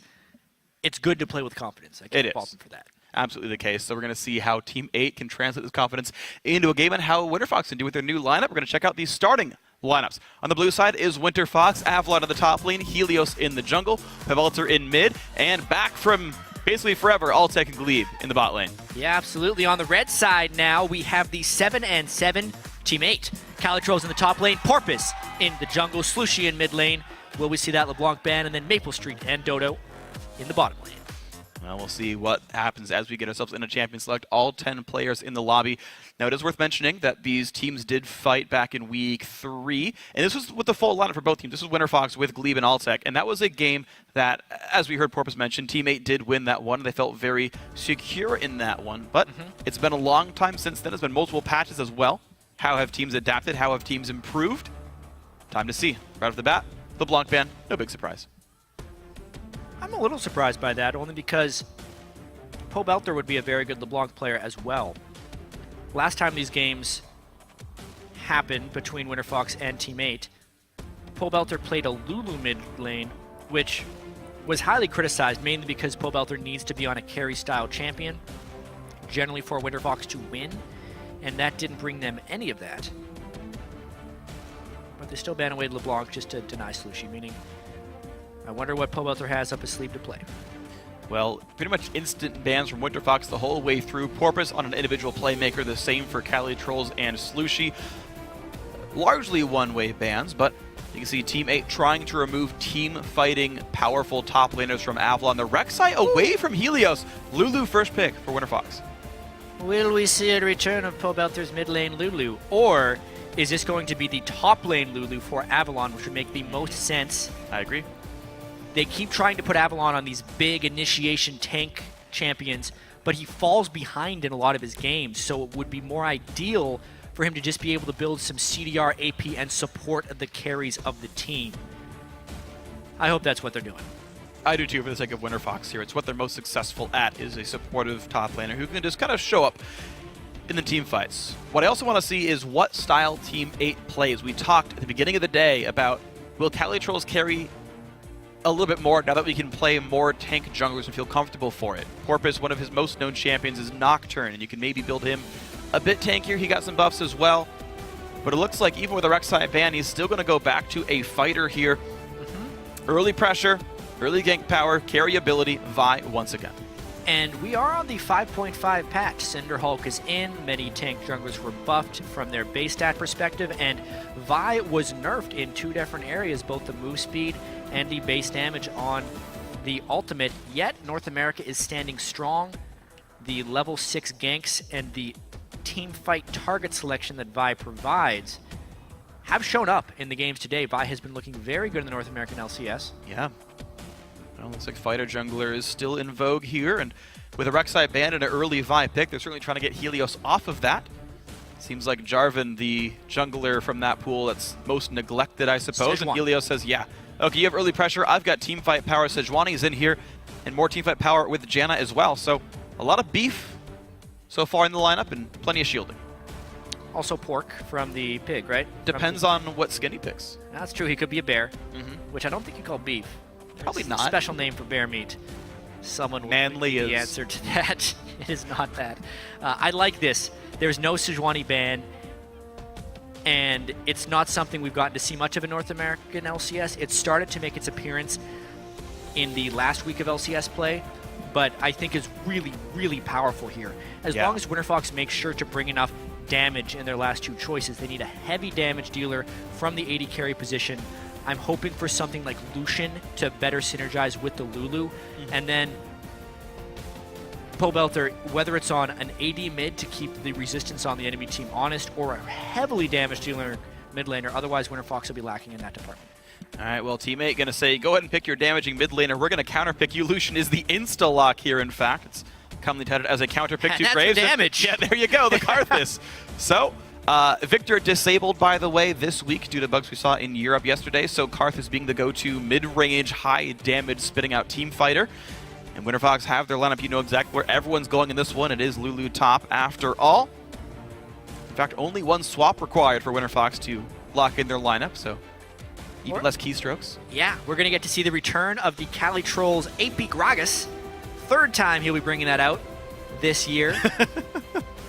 I mean, if you do it, I'm happy, but that's probably not happening. Keen's not on this team that I know of. Lock it in, is the cheer from the audience. Well, teammate wants to send a message with this game.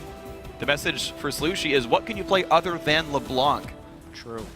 They pulled a LeBlanc ban. He played Orianna. They lost that game against teammate in Week 7. It's going to be Orianna anyway. He is definitely one of the better Oriannas I've seen in the LCS here. And Karthus is a champion that is not that great at avoiding the Orianna ultimate. Something that has kind of pushed Orianna down a little bit is the high mobility that a lot of these teams are bringing, and it's making it harder to land the ultimates. That aside from just the general wave clear potential of Orianna, Orianna was a champion that really heavily relied on the Athene's mana regen back last season, and with that being reduced, her lane presence is vastly diminished. Against Karthus, however, it is a bit of a farm lane, so Slushy should be able to power up quite well. Looks like it might be a safe game for teammate, and the question is, with the top laner Avalon being fairly weak so far in the laning phase, this might actually allow CaliTrolls to play the style he's wanted to most this season. Go be aggressive, go carry. We did see it backfire against TSM when he went 2-6 on Gragas. Dyrus able to withstand that pressure, the rest of the team able to gank him. This might work just a bit better for the teammate roster overall, but keep in mind this is back to that, I think, very strong WinterFox lineup. I think they're much stronger than we're used to seeing them play. That's the hope in the last couple of weeks. With WinterFox coming in with this. I mean, yes, they did find success with Glebe on their team last time, but they've been doing so many changes. It's not like Glebe's been there the whole time practicing. They now have to reestablish that amount of compatibility they have on the team. True. Well, the dual lanes played a lot together, but we're going to see how they do in this game. Once again, we're turning to you guys on Twitter to get your game predictions. Vote with hashtag WFX win or hashtag T8 win to @LOL Esports with each twist and turn of the game. Guys, Game 5 is in front of us here. The battle to stay in the playoff race certainly on the line. WinterFox versus teammate. And again, there's some anti-synergy built into that Team 8 composition because they're comboing Gragas with Orianna. You can't have the Gragas ultimate fly in with the Orianna ultimate or some bad things happen. It didn't work that well against Team Solomid. It looks like it is Dodo who needs a little something from one of our highly lauded referees. Hopefully the fix was that fast. He's like, oh, yeah, you just press that button. Yeah. I don't know how to close my menu. Escape. Oh, yeah, it's gone now. Cool. But we'll see what ends up happening here. So, champ select is done. Gragas, Vi, Orianna, Graves, Morgana. One thing I do like with champions like Vi are picking a Morgana. I like Morgana especially against Janna, not in a lane matchup scenario where I actually think Janna has a slight edge, but in a team fight scenario where you are no longer able to blow back that really annoying frontliner who just dived your team. And oftentimes it's hard to break the black shield in time either. Lulu with low damage top laner. Karthus oftentimes not aiming for the front line with lay waste either. Sometimes that shield holds up long enough to let Vi do her job, for example. Especially considering that Sejuani's Bola connects with the first target of the hit. So if you got a big tank with black shield in the front of your team, you can completely negate a Sejuani ultimate by doing that. Yeah. Which could be very important. There could potentially be a mastery bug for Dodo 8, so they are determining whether or not, right now, if it was player error or if it fits the reproduction steps for the bug. Yeah, he's currently running something close to 21 offense. He's got 6% armor magic pen. So I don't even know why he has that page, except unless he's playing like Annie or Zyra or something hyper aggressive. But it's really not the style of pick we normally see from Morgana. Certainly not high utility either. Only has 3 potions. So if it were to be a remake, Game of Record has not yet been established, so it would be remade with the same picks and bans. Yep. Same summoner Happy spells. to see on that. I do want to talk a little bit more about the Orianna pick, though, into the Karthus, only because I touched on it briefly in picks and bans, but I can go a little bit more into that. I think Orianna, when she was a huge meta pick, in large part did it because of her ability to lane against pretty much everyone and win. Since then, there's been a couple of things that have happened to Ori to take her down to more of that team fight utility mage instead of a lane bully. Yeah. She lost 6 attack damage at one point, which hurt her trading. But beyond that, it was the mana cost, the mana regen of Athene's Unholy Grail changing with the reformation of that system. Yeah. So therefore, she can't use her shield as much as well as the wave clear. And if you want the same level of mana regen, you have to go Morellonomicon. But when you go Morellonomicon, you lose your trading potential. So Orianna can't have all those strengths together anymore. She can't shove the lane and roam, which honestly, even though you think of Orianna as that just strong laning champion, was all about the roaming and pressure you could get. Whereas now you're pretty much just trapped farming and hoping to get to team fight instead of impacting the game before then. But good players can still do it. Slushie, pick, and Ori. Yeah, we'll see if Slushie can do that. And of course, with a lot of time to spend with Team 8 to practice the team fighting, practice the team comps, practice everything, Porpoise has been saying that last week's bye was actually invaluable. It gave them an opportunity to experiment and shake up the playbook. Usually in the LCS season, I feel like teams don't get to try too much new stuff because you only have a week to practice, so you're kind of chipping away at new champions and things like that. So when you come to the end of the week, you're like, oh, I just need to practice these champions we're going to play for LCS. So you don't get that time to iron out these new champions or new play styles. So this week actually gives us extra time to try out these new combinations or champions that we want to bring out. So it's good. Well, they said they want to bring out new things, but really a lot of the same kind of stuff for Team 8 here. Playing what's worked for them overall. And as an update onto the pause situation, it has been determined it was player error, not a bug, so the game will just be continuing as it is. Dodo heading in with 21 offense masteries, 2109, I believe, because he's got biscuits. So not the most disastrous mastery page. It's got ability power on it. There. If you build a little AP on Morgana, it's not the end of the world. It will make him squishier in the laning phase, though, which means he's got to be a little bit more respectful of Altec if they end up having that 2v2 lane. That's true. Dodo actually walking in the lane with 64 attack damage. I don't think that's normally what Morgana spawns with, so maybe 20 offense with physical damage on that page. But either way, small change. We'll see what happens here. Pobelter and Slushie trading looks in the mid lane. Callie and Avalon just going to dance. You know, they're going to be hanging out a lot together. And then one's going to leave and teleport out. Break the truce. Yeah. Looks like they've actually been throwing some spells at each other in that top lane. Yeah, Calitro's lost some health. Truce broken. The blood feud is on. Okay, so Glebe Tech back together. These guys have actually been playing together There's for a very large long history time. behind these guys. Yeah. They're back on the old Cloud9 Tempest lineup that nearly made it into the LCS on their own right.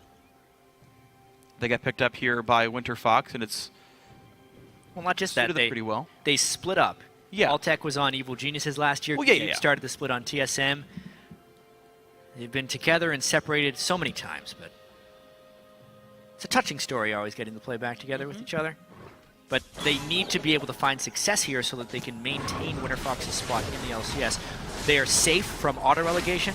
Coast has, unfortunately, 1-14 record, meaning no one can have a worse record than Coast at the end of the year. So, at the very worst, Winter Fox will get to play a best-of-5 against a challenger team to stay in. And we'll see if it comes to that. Calitrolls. Calitrolls. No, he's fine. Buddy. He's timing his Q coming up. Yeah. I think it's actually very well rehearsed. Yeah, no, that was easy. You saw that one coming. Yeah. Now, it is worth pointing out, though, Avalon actually stole the Gromp away from Helios, so they were actually both level 1 coming into the blue buff. Really? I don't know how on purpose that was, but it definitely happened here. And Avalon was not given the blue buff. That did go to Helios, all said and done. Were they expecting a lane swap? I think so. I mean, they didn't see anyone for a while.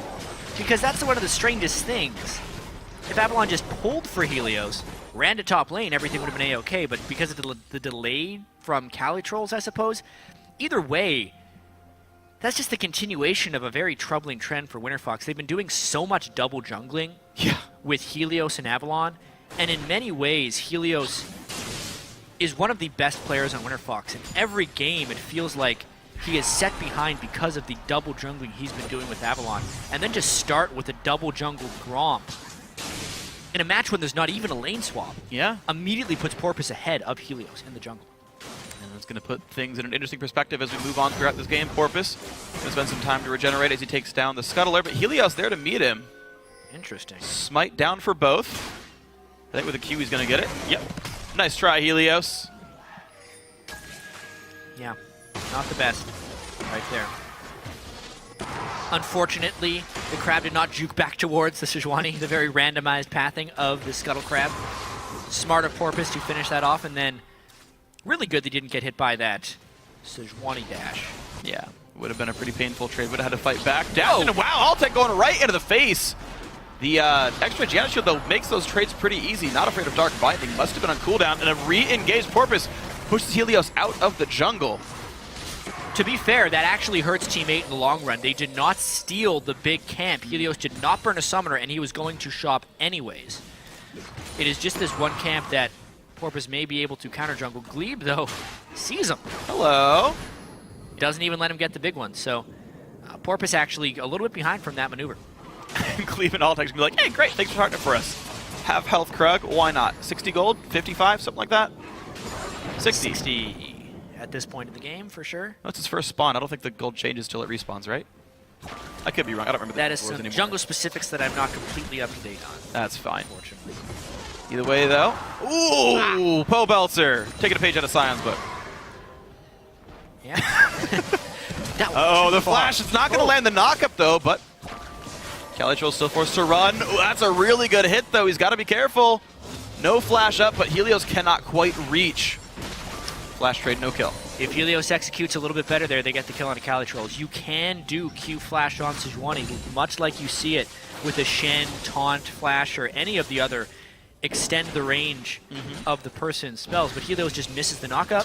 Calitrolls gets out with a small bit of health, and both junglers actually starting this game a little bit behind. All right, well, right now it's actually overall ended up with a Team 8 minion lead here. The bot lane up by 5, the top lane up by 9.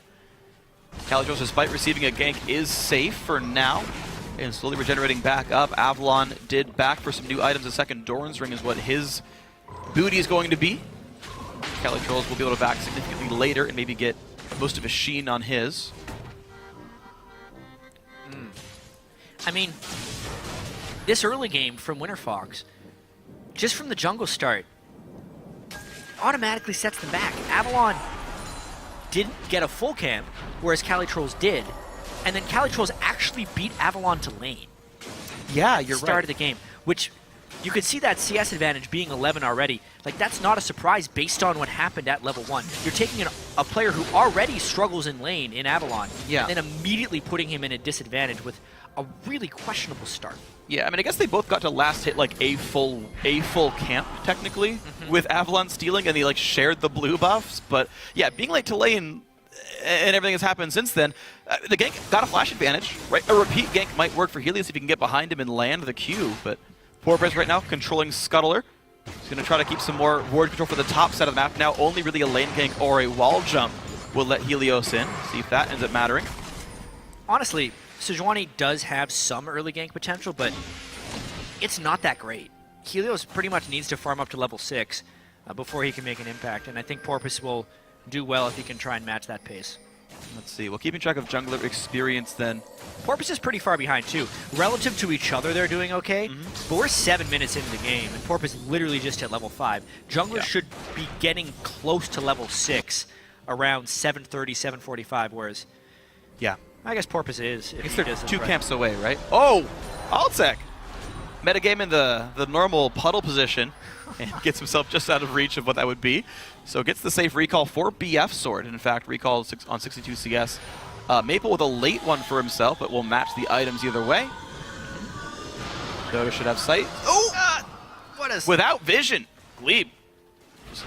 Way better with his skill shot accuracy. Yeah. Total guess. Do another one. I want to see it. Aww. Geez, have more kind of recall sound.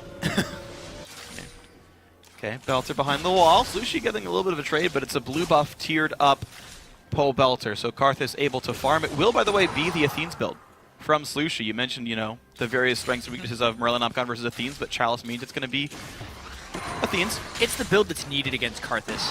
Karthus will just do so much accidental damage in a team fight that without the Athenes, Orianna is going to end up just dying by mistake sometimes. Now, you add the Armor and MR from the Orianna ball on top of the Athene's MR, and she can be quite safe in team fights. All right, we'll see how Slushi can get himself around in these ones, getting ever so slightly out-farmed. The jungles have respawned, and 8.5 minutes in, both these junglers have reached level 6. Porpoise now with his red buff. The blue is up and available. Pelter, of course, was already handed over his blue. Dodo not yet 6, but only 2 waves away as we start getting ultimates on most of the players. The AD carries have theirs as well, so only the support's missing out. Never given all the experience. Laning phase is holding quite even, though. Even that top lane for Avalon versus Calitrolls, it seems to be equalizing quite well. Slushi in a farm lane against Karthus. A lot of this will just be about the level 6 ganks of the junglers, whether they can meet up in the right spot. Well, that spot right now looks to be topside for Helios, showing up for a lane gank up here. They flash. Still down for about 5 seconds on Calitrolls, and now it's up. So if they time it properly, they should know he can flash away from a Glacial Prison. Yeah, very, very hard to gank Gragas, especially if he's in a farm mode and not using his body slam aggressively. The only reason you call this gank is if Calitrolls was trying to bully and use his body slam. If not, he has flash and body slam and ultimate and his Q slow to escape. It's a bit much. Well, we'll see if he's forced to blow any of these cooldowns last sitting under the turret as Avalon is pushing in and letting Helios sneak all the way in. Binding will dodge. Glebe's going to be fine. Pretty color-coordinated lane overall, I gotta say. Blue outfits for all of them, actually. Well, Calitrolls ulted for Harass. Wow, yep. So, hey, that's one cooldown down. It was worth asking, and actually the answer is yes, he does blow his ultimate. But I still don't see this working. Oh, he body slams? All right, he's out of mana, kind of. Now, this is the second wave in a row pushing our turret. Helios waited around and said he was looking for a counter gank. He thought Corvus was showing up, and was like, if you show, I'll kill you. Maybe. That has to be it, but that is a... He didn't try to gank, certainly. That is a big risk. They didn't have any information. Their ward coverage was low. If they'd spotted Porpoise maybe on that side of the map, they could have done something, but if you're literally just up there because you have a sense that there will be a counter gank 10.5 minutes into the game, you gotta reevaluate your strategy in League of Legends right there because that is way too chancy. Yeah. Well, certainly fans of Pokemon. They go for the Chansey move anyway, and Winter Fox, though, with a good ward, will stop the Dragon attempt by Porpoise. They realize that Glebe and Helios were on their way over, and Dragon will get some much-needed rest. He fought a Vi. It's hard work. So he sits on down, but Glebe back to the lane. 6 CS, right? Very, very close here in the bottom lane. Maple Street and Dodo, we don't talk about them much, but they seem to always get out of lane just fine. Yeah. They're doing so once again against Glebe and Altec, who also kind of, we talk about them as like, well, you know, Altec shows up in team fights, he just farms, and then, you know, he gets the kills. Especially when it's the Altec-Glebe duo. When we saw Altec-Crepo, there was a bit more aggression, but Altec-Glebe is a passive lane a lot of the time as far as just their ability to farm. And here, even though he's aggressively dashing in, it's a lot of farming. Wow. Whoa! Where did he come? Flank on Pobelter without an assist either. Shockwave hits Avalon, but he lands the stun onto Cali Trolls. Out goes the Gragas, but there's no follow-up damage left. Winterfox forced to run away from this one. I'll have to get a replay on that because Cali Trolls manages to make it to the mid lane. He does have...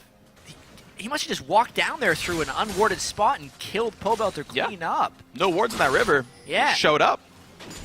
Wasn't even assisted, like he just bursted the guy out with a Sheen Gragas, so hey. Way to do it. Yeah, he walks behind in the river. No lane pressure from the Lulu. Sejuani gank had failed earlier. And Pobelter is trying to shove up the lane, so he just straight up bursts him. Really late exhaust from Pobelter. Yeah. And Here comes Avalon like 40 seconds late, and nothing's going to be done for that one. not the best showing there early on from Winter Fox. They need to outscale this one, which in my opinion means Helios might want to change his strategy a little bit to farming, but he needs to be here to protect the bot lane. Vi ultimate, no Sej ultimate. Wow, Pretty that important. tornado was more clutch than you even realized at first, Glebe, but dodges the binding from Fog and knocks up the Vi and Fog as well. Could have been a very quick kill picked up there after you layered the ulti. I don't think Winter Fox necessarily wins this 3v3 with the ultimate disadvantage. Nope. They do have the Karthus ultimate. That's true. So maybe it's not as much of a disadvantage as we'd be thinking. Just got to be careful about where Pobelter lands the ult from, because Shockwave is now up for Slushy, so it requires a bit of premeditation. There's these like 20% windows where Shockwave will just pull you out of it and your team overextends for it. Pobelter is on top of a ward, so if he sneaks left to do that, he will be spotted out and maybe stopped. This turtle's losing a lot of health. The pressure lead that Oriana's had this lane is actually seemingly working out quite well. Now stuck under his turret means Porpoise will try again for Dragon. Yeah. To top of a ward, Helios does not have flash. If he goes in, he can't get out. He's not going to attempt the steal. Quick pick up. Dragon number 1 and First Blood have gone to Team 8. They're up 600 gold overall. And pretty much, you know, 400 of that gold is actually on the junglers. Surprising because the CS numbers look really close, but Porpoise has just been getting much more valuable camps. He's had really good Scuttle Crab control the whole game. Yeah, and Vi wants to take Gromp a lot more, so like the numbers deflate, but that's worth 90 gold itself, so junglers can lie to you, sure. Helios has been incredibly ineffective and inefficient in this early game. It's typically okay on tank junglers like Sejuani because they scale so well off of base damage and W and E to not have an early game impact, but you need to at least be ensuring your late game. What Helios has been doing is spending a huge amount of time in lanes and getting nothing out of it while not keeping up his farm. He doesn't even have his completed jungle item right now. Right. Because he has gone Sightstone, yet where are the wards necessarily going here? The roam in the bottom lane, the roam to the mid lane already cost the mid laner his life, and Helios again trying to help out this top lane where the lane is always pushed beyond 2/3, so there's no real gank there. The weird thing is, like, he's got a Sightstone, and it's 3 of 3 wards placed. Like, theoretically, vision is on the map. In fact, it is. And yet, it's so dark, he's like, well, I hope there's a gank coming, because I'm counter-ganking the gank I don't see. Vi really nowhere to be seen. She's kind of on that side of the map, but Helios wasting time again. And losing out in gold as Porpoise gets, I want to say, like his 5th consecutive Scuttle Crab at this point. Yeah, as far as the jungle goes as well, time is money. Every time he's not there, it's jungle that he could be clearing. And yeah, that Vigans. gold difference is now around 700 just in the jungle. Avalon seems to sniff out that Vi was around somewhere. A couple wards go down from him. He actually got the upgraded trinket, by the way, so Avalon also putting wards down in the top lane, and top turret is going to be pressured. So Porpoise, you know, Gets away from Helios like ships in the night and just pushes his top lane turret down. Never to be seen again. Gets it down to half HP. Slushie going to make the same play here in the mid lane. And for all of Helios' attempts, he's just not done anything at all this game and stopping these turrets from being pressured. Finishes Cinderhulk. Needs to try and make an impact. Otherwise, it feels like teammates going to try and find this skirmish game. So, WinterFox also has a pretty strong late game here, which is why I'm so surprised that Helios is trying so hard to get an early game edge right here. But yeah, Avalon gets jumped on. Couple of barrels, flash in for both. Ulti's not going to mean much. Helios stuns him and says, never mind. I'll get some farm. Great CC chain right there by Team 8. Porpoise and Calitroll showing superior synergy in that top lane. Helios at the very least can get a little bit of minion farm. He needs to just farm his jungle. Yeah, to your point, it was... And by the way, he tried to counter gank twice, and eventually the gank did happen, just not at the time he was hoping. What's a counter gank going to do at that point? It's a Vi Gragas. Their burst is so extraordinary. Yeah. You almost need to preempt it. Yeah, okay. I think he thought he was going to get bursted out and had to not die. So, enough focusing on the junglers here. Let's look at the larger picture of this match. But actually, there's a teleport. Hold on, yeah, this is actually a big knock around. The flash comes in, he's trying to get away. Karthus ult will secure, not much just yet. Nice dodge by Altec. It's going to be Dodo falling down. A slow from Calitrolls. Actually, Glitterlance misses. Can Dodo make the outplay happen? Altec's shield, though, makes him tanky. They're going to bring down Calitrolls, and now Dodo is the focus. It's a 2-for-0 fight so far. Dodo on the way out. Goodbye. Pobelter says, hello, thank you for the kill. 3-0 fight. Helios now forced to flash out from Slushie. Yeah, and just like that, it looks like WinterFox might be in a good position this game because the larger picture of this game is everyone working around the carries of WinterFox, Pobelter, and Altec. This is going to keep going. Helios trying to get some revenge on Porpoise here. Level 9 on Sejuani. Is he going to get him? The slow's got to be up on the cap. There it is. W's up really soon. Damage. Oh, has the Q on it. That could be the kill. One more shot. He put the challenging smite in, and it gave him enough damage reduction to live. Both smite charges were up for Porpoise. He used one when he killed the turret, one on the way out. The damage reduction keeps him alive, but it will mean top turret is traded. And yeah, the turrets are going to be even here, and WinterFox is going to actually pull ahead in this game.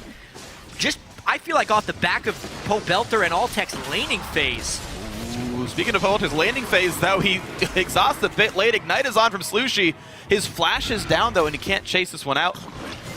This game is just starting to get a little bit crazy. Speaking of crazy, Calitrolls takes a glacial prison to the face. Runs away, but that's an ulti down from Avalon and Helios. All right, Freak. The larger picture of this game, maybe. The point I keep trying to make here as action explodes across the map is because of the Gragas-Orianna combo on Team 8, and even with Vi as a jungler, it is a very pick-based, skirmish-based team. They're going to need to get split pushing opportunities, the roaming opportunities, and jungle opportunities in order to win. If we get straight up team fights, even with the gold differential, WinterFox could still end up winning this, and the gold is pretty close. That's a pick, though. That is a pick, and it's going to be a dead Pobelter whose ulti is down, so it's a nice, easy stroll out. But here comes Altec. He's afraid of 3 people. Kills the Warden, backs on out, but Team 8, get that pick?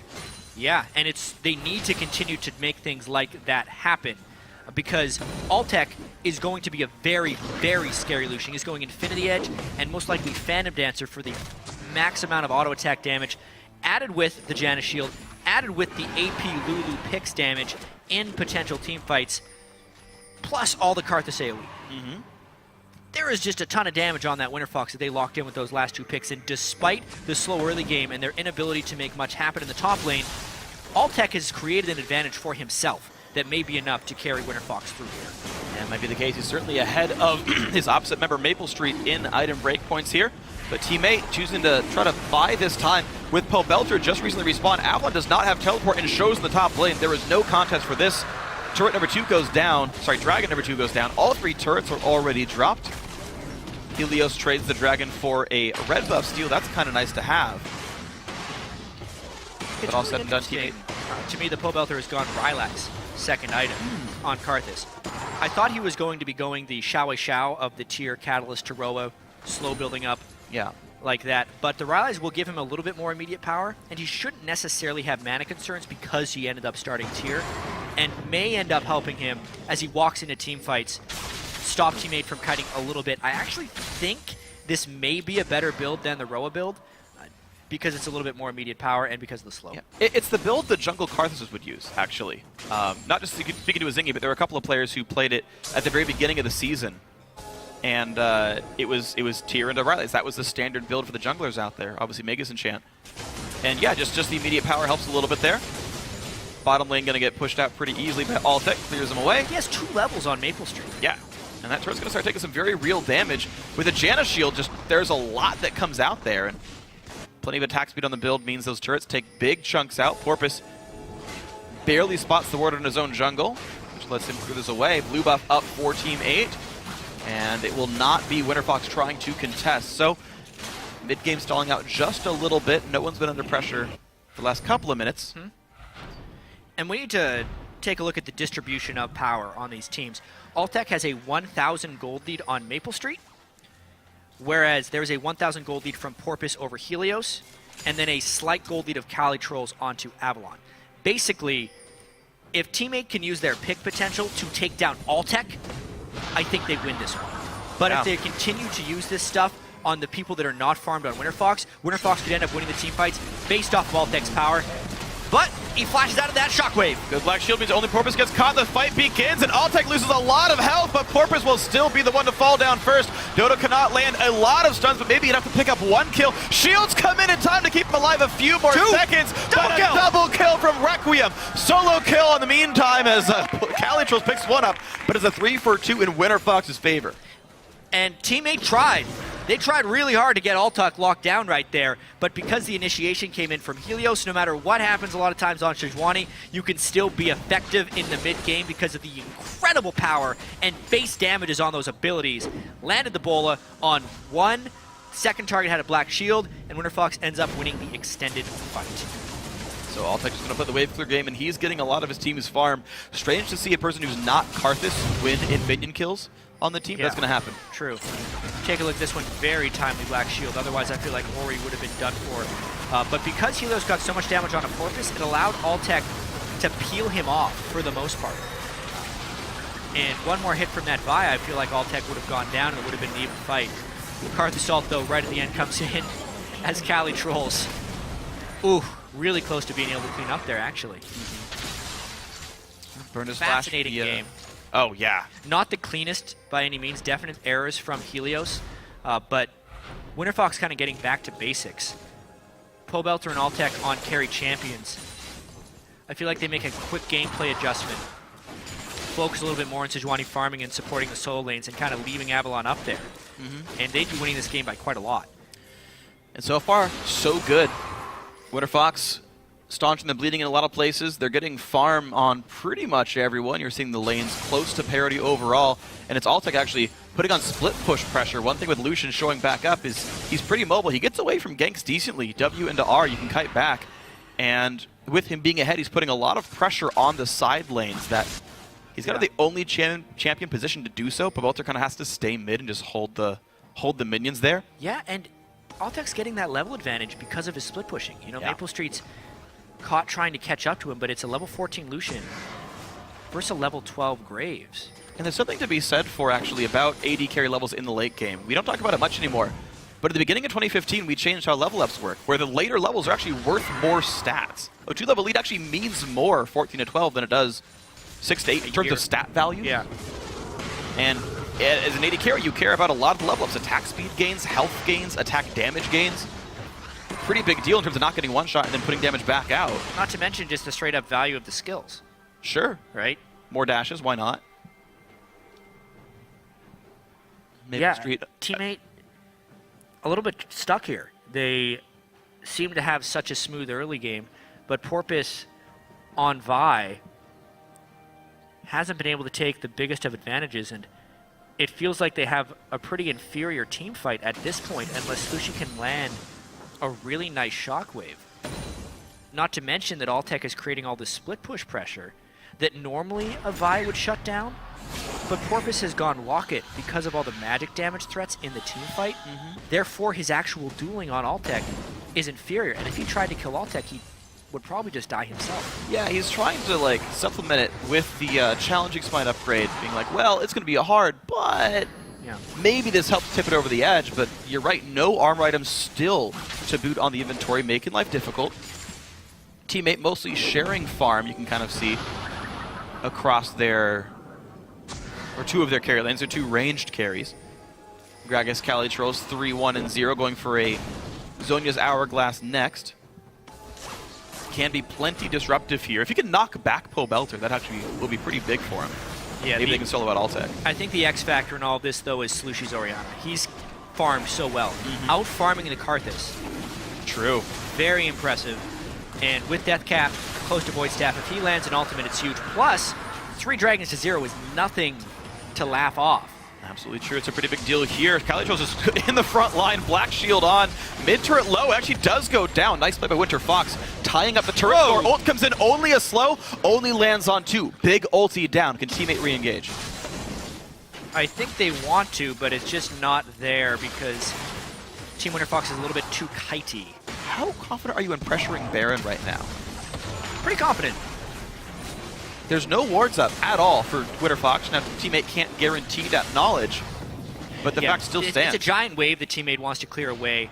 I feel like they're just going to continue farming the lanes out and send someone up there to get the massive amounts of gold. Yeah, the more risk-averse style. Don't take a 50-50 on Baron when you can get the guaranteed farm top lane. It's Almost too big, regardless it's of just the too odds. big of a wave. Yep, it is. It's a bunch of gold you really care about here, and teammate will pick it up. Misses one. All right, blue buff will go over easily to Slushy. Of course, they did get a blue buff steal a second ago, so we are, with Pobelter, missing a blue buff. So relying just on his sheer mana regen. Slushy is going to be hitting a giant power spike as well with Void Staff complete as soon as he Can goes afford back it. to base. Yeah. That's right now. I wonder, did he... Yeah, alright. Just the Void Staff. Pobelter has a Void Staff as well, but no Death Cap, since he went for the Tier Rylai's build. If Avalon can complete his Death Cap, that would be a large amount of Pix damage. Altec, of course, with his Last Whisper as well. So some definite power spikes actually approaching and being completed by both teams. Just kind of re-upping the importance on individual players in this game. Yeah, 2,000 gold disparity on the 80 carries. It's an entire Last Whisper right now. It's more than. He can't afford the item. And a Vamp Scepter. Oh, exactly. Yeah, Maple can get a BF sword or a pickaxe. Yeah, BF sword right it now. is. There's not any armor on Winter Fox, so he doesn't need Last Whisper yet.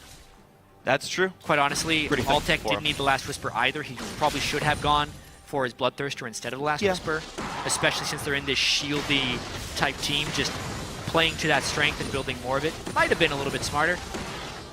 Well, it will make his spell damage go up, so his Q and R, if he's just trying to burst people out, Yeah. it's still better with Last Whisper than Ruin King, or sorry, Bloodthirster, but I tend to agree. You're going to see their builds diverge for a bit here, and Winter Fox just staying grouped up in the mid lane.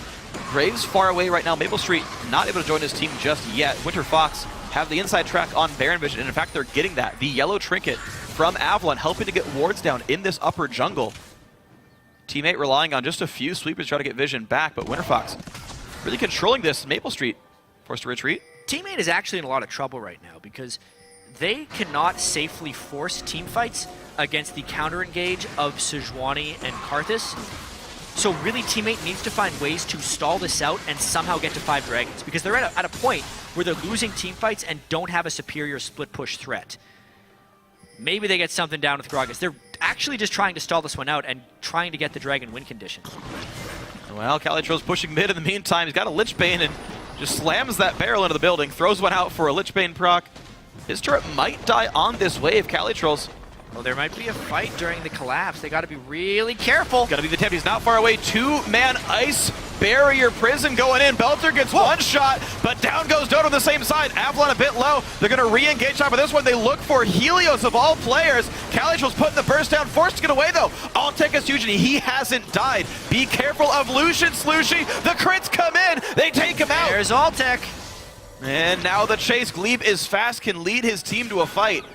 3 versus 4 on the map. Maple Street forced to run away. Altec can reach him with the Whimsy. Looks for the crits. Smokescreen buys a bit more time. But Porpoise now on the wrong side of the fight. Helios able to grab that one. There's the permafrost. Jukes Helios' move. But there's still nowhere for Porpoise to go. He's on boots 1. He doesn't run very fast. Yeah, I feel like it's only a matter of time. It's just... New award. How much time will this really be? Well, mid's getting pushed right now by the other 2 members. Now, it's the duo lane versus the duo lane, actually. Get away. Gragas is flanking. They actually got to be careful for Altec right now. But he can dodge away from that. Altec went pretty much untouched in that entire fight. Yep. Vi ulted Sejuani. There's almost no world in which that's smart. I agree. We'll watch this fight one more time. Remember, Gragas wasn't here at the start. It was really the Karthus wall that forced them into this. Great ultimate by Slushy. But Maple Street missed his buckshot, could only land his ultimate, and then Teammate comes into this fight late. Notice how Altec is over the top of the wall, so the way Calitrolls entered the fight actually made it so he couldn't provide any backline threat. What Teammate needs to do if they want to win these team fights is actually have Gragas become a bit of a Lucian assassin, because clearly speaking, if they don't get a large amount of damage on that guy with Janna, Lulu shields, he is going to kill everybody. Absolutely the case, and you got to be very worried about this Altec, who's going for a fairly greedy build, but now adds Quicksilver's Sash to deal with no exhausts in the team, but he can remove challenging smite debuff, he can remove maybe some slows and whatnot. I guess Dark Binding being the big one if they can catch him out. Teammate won a game just like this one actually against Coast way back when. A Binding caught Mash and the game ended off of that one. Oh wow. Maple Street picks up an Elixir.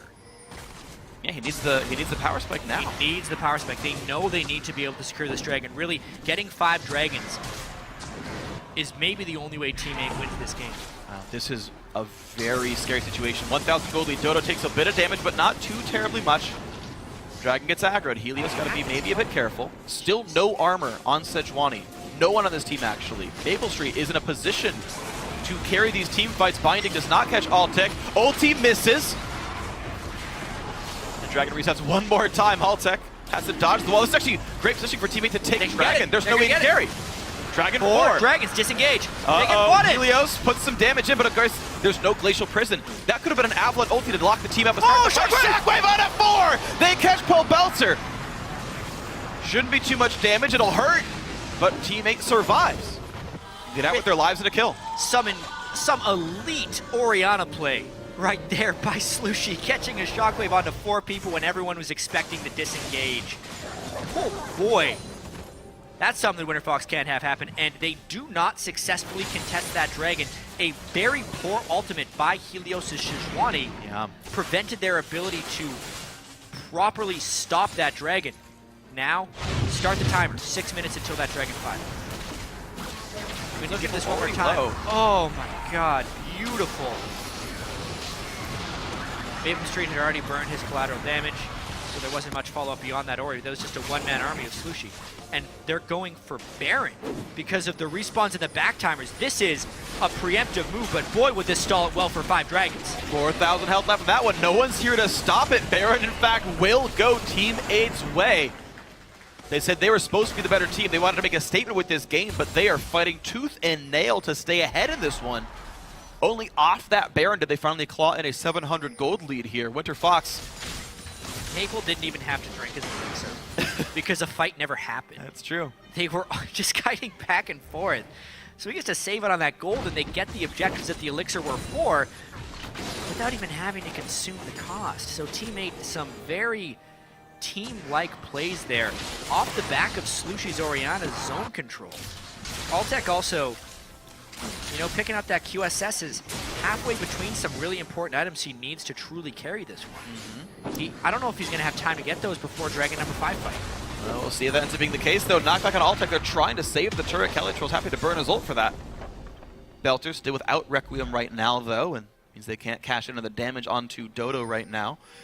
But Teammate wearing the Baron buff have to feel pretty darn confident as they just continue to grab gold into their coffers. And the Zonya's done, and Calitrolls allows him to, as you were saying before, play that Altec assassin role if he needs to. Yeah. A bit more safely. I mean, something that's a little bit strange about this Altec build as well, or not strange, but just inconvenient. QSS upgrades to Mercurial Scimitar with the BF sword as a build path. Yeah. Vamp Scepter, Bloodthirster with the BF Sword as a build path. But in order to complete that item, he can't actually put a BF Sword into his inventory. Yep. He has to upgrade cleanly to the final component, which 3,000 gold-ish. Yeah, a huge amount of gold he's going to have to sit on his inventory. Because currently Altec is sitting on 1,300. 1,350 gold. And since they're kind of pushed in, I don't think he actually gets to convert that gold by the time the 5th dragon comes up. Maybe you just go which Cutlass. is incredibly inconvenient. You almost want to. Yeah. Because if they don't get that 5th dragon, they may lose. Ooh, attempted ult, not gonna happen. Helios doesn't get the play. Top lane tier 2 goes down to the rest of teammate Calitrol's able to bait the team around. Helios needs much more patience with that Sejuani ultimate. He is burning it, and it's allowing teammate to make power plays around the map. Power play right now is for top lane, double cannon minion, single cannon minion, no cannon minion. With the inhib turret down to 3/4. Counting backwards is fun, and teammate counting backwards until dragon respawns. Whoa. Oh, yep. Look what I can do. Doesn't go for the chase. I was wondering if he's going to go for the ulti and just try to chunk down Gragas. Helios, no ulti for a while. Nice bit of poke down, but it mostly gets minions here. A little bit of damage on a Slushy, but not too much. But this shielded turret not taking too much meaningful damage.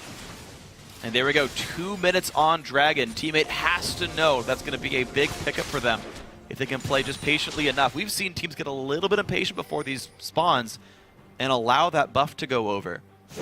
Winterfox, of course, still with 0 dragons means they're actually missing some combat stats that teammate just have. But this state of the game, 6% AD AP is actually a lot of gold worth of stats. Dragon denial becomes a very important thing as well. Altec is actually just justified in taking all this jungle because he needs to get to that item upgrade. Pobelter just got his. He got his death cap. Huge damage now. And Cleave, he's trying to get wards. Gonna be close. Has to ult for it. All right, just enough health. But that's his ulti down. That's Mikhail's Crucible down. That's his flash down. Helios' Locket was also expended to try and keep him alive. It's a wonder that Slushy wasn't able to complete that execution. And because of the timer on Dragon, the ultimate from Slushy will be back for it. Ooh, great play by Slushy. That's very clutch that it will be there. We're going to be about 20 seconds late on Monsoon and even more on Gleep's Flash and a lot on the Mikhail. So there will not be a Mikhail's for this Dragon fight. It will be the quick service sash to get away from a binding. If that does happen to Altec here, teammate a minute early, look for ward control, one over the wall, threw the pink away from the red buff, put another green down near the enemy red buff. That's what they want.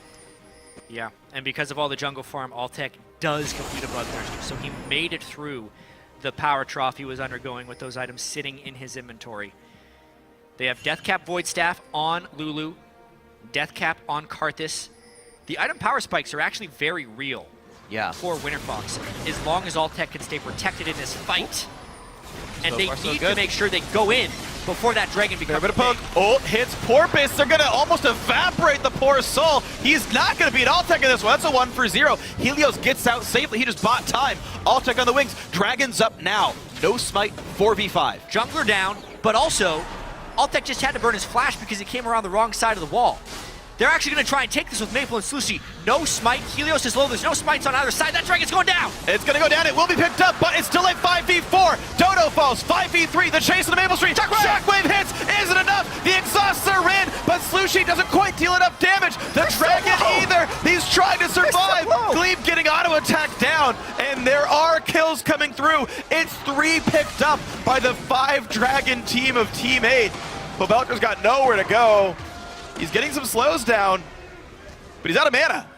He's just out of mana. Like, they're gonna be Cali can pick up what he wants, right? About this, actually, because Pobelter has his ultimate up, so they don't want to kill him. Oh, wow. And give him mana back, because you don't need mana when you're dead to cast your ultimate. There's the auto attack. He gets him. Can he dodge the Skittles? He might. Does he kill him now? Not with the W on. The damage reduction is too much. Oh.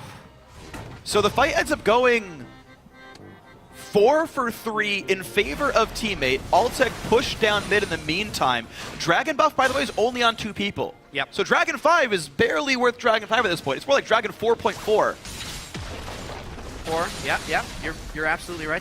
Yes! I feel so good about this. Dragon 4.4, you got it. But it's on an 80 carry, probably the best wearer of that Dragon buff. Take a look at this again. Helios is low. They get Dragon 5, but they finish off Dodo so quickly, and holy crap, that damage from the Orianna. A sliver away from killing Altec outright. If that happened, I feel like Teammate would have taken the clean ace here. But Glebe throws up that slight heal onto Altec, allowing for a very, very slight escape.